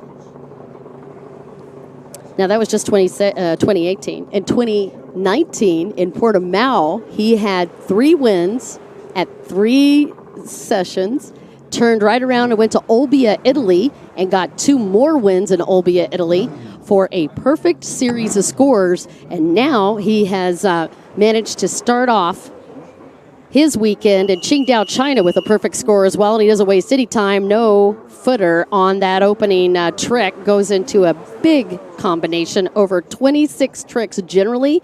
Kept it a little shorter on this one. You're watching Rashid Al-Mullah, your defending world champion and your current points leader on the UIM-ABP Aquabike World Championship Tour. Nice setup. Goes into a big backflip with a lot of amplitude, and he uses that momentum to create a big series of combinations. That was a hood grab. As a part of that combination, 540 landed it, 360 landed it off camber, backflip off camber on the third backflip, and he landed that one-hander as well. And you can see he's just getting more and more comfortable each routine. He's had 11 aquabike podiums thus far, and he's only 32 years old.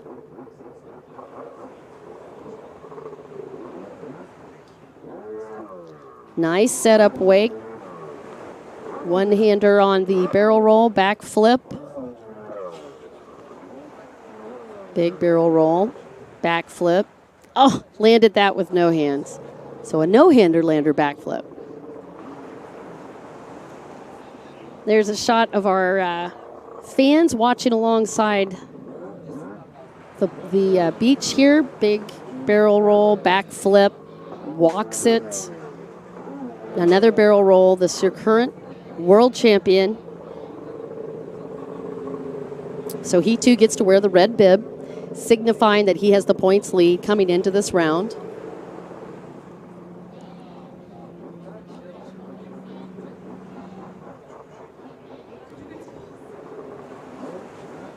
Another setup wake.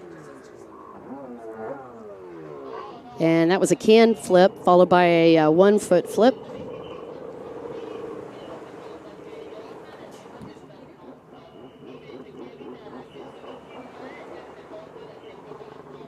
Another setup wake. Big tail grab, back flip. Looked like he was going to make that a 1-footer. And you can see the course marshal boat and the safety boat all out there supporting our riders this weekend. And another massive barrel roll, 540 backflip. No-hander lander as he finishes up the last few seconds on this routine. Takes a quick look back, does a setup wake, double checks where the course marshal is. Another hood grab. And a backflip. Looked over to the course marshal like, really, am I done? I'm not done. So he's going to finish up. This will still count for the points. Nice no-hander lander for Rashid Al-Mullah. And another great routine put together from the gentleman that is sponsored by Team Abu Dhabi.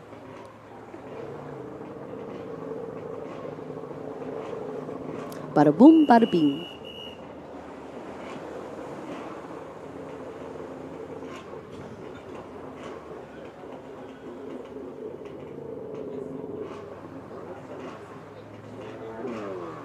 Wow, that was huge. Another massive no-hander lander on the backflip, and just looking out over the water, he popped that boat about 10 feet in the air. Nicely done and a great routine. Really just a great routine for all of our competitors. Please put your hands together for all of the freestylers this afternoon. Really much, much appreciated to have all of these guys here. You've been watching Freestyle right here in Qingdao, China during the Higher Grand Prix of China. Special thanks to our title sponsor, Haier Electronics, based right here in Qingdao, and a top-tier company, which is a part of a very fast-growing and one of the top 10. Here's your rundown. And the way your points laid out this afternoon, this is going to be the ending lineup. Li Chaofan and Wu Huajian. Liu He, Paolo Nunes in fifth. Sergey in fourth. Yaroslav Turner in third. Roberto Mariani end up second. And Rashid Al-Mullah takes the win for this weekend.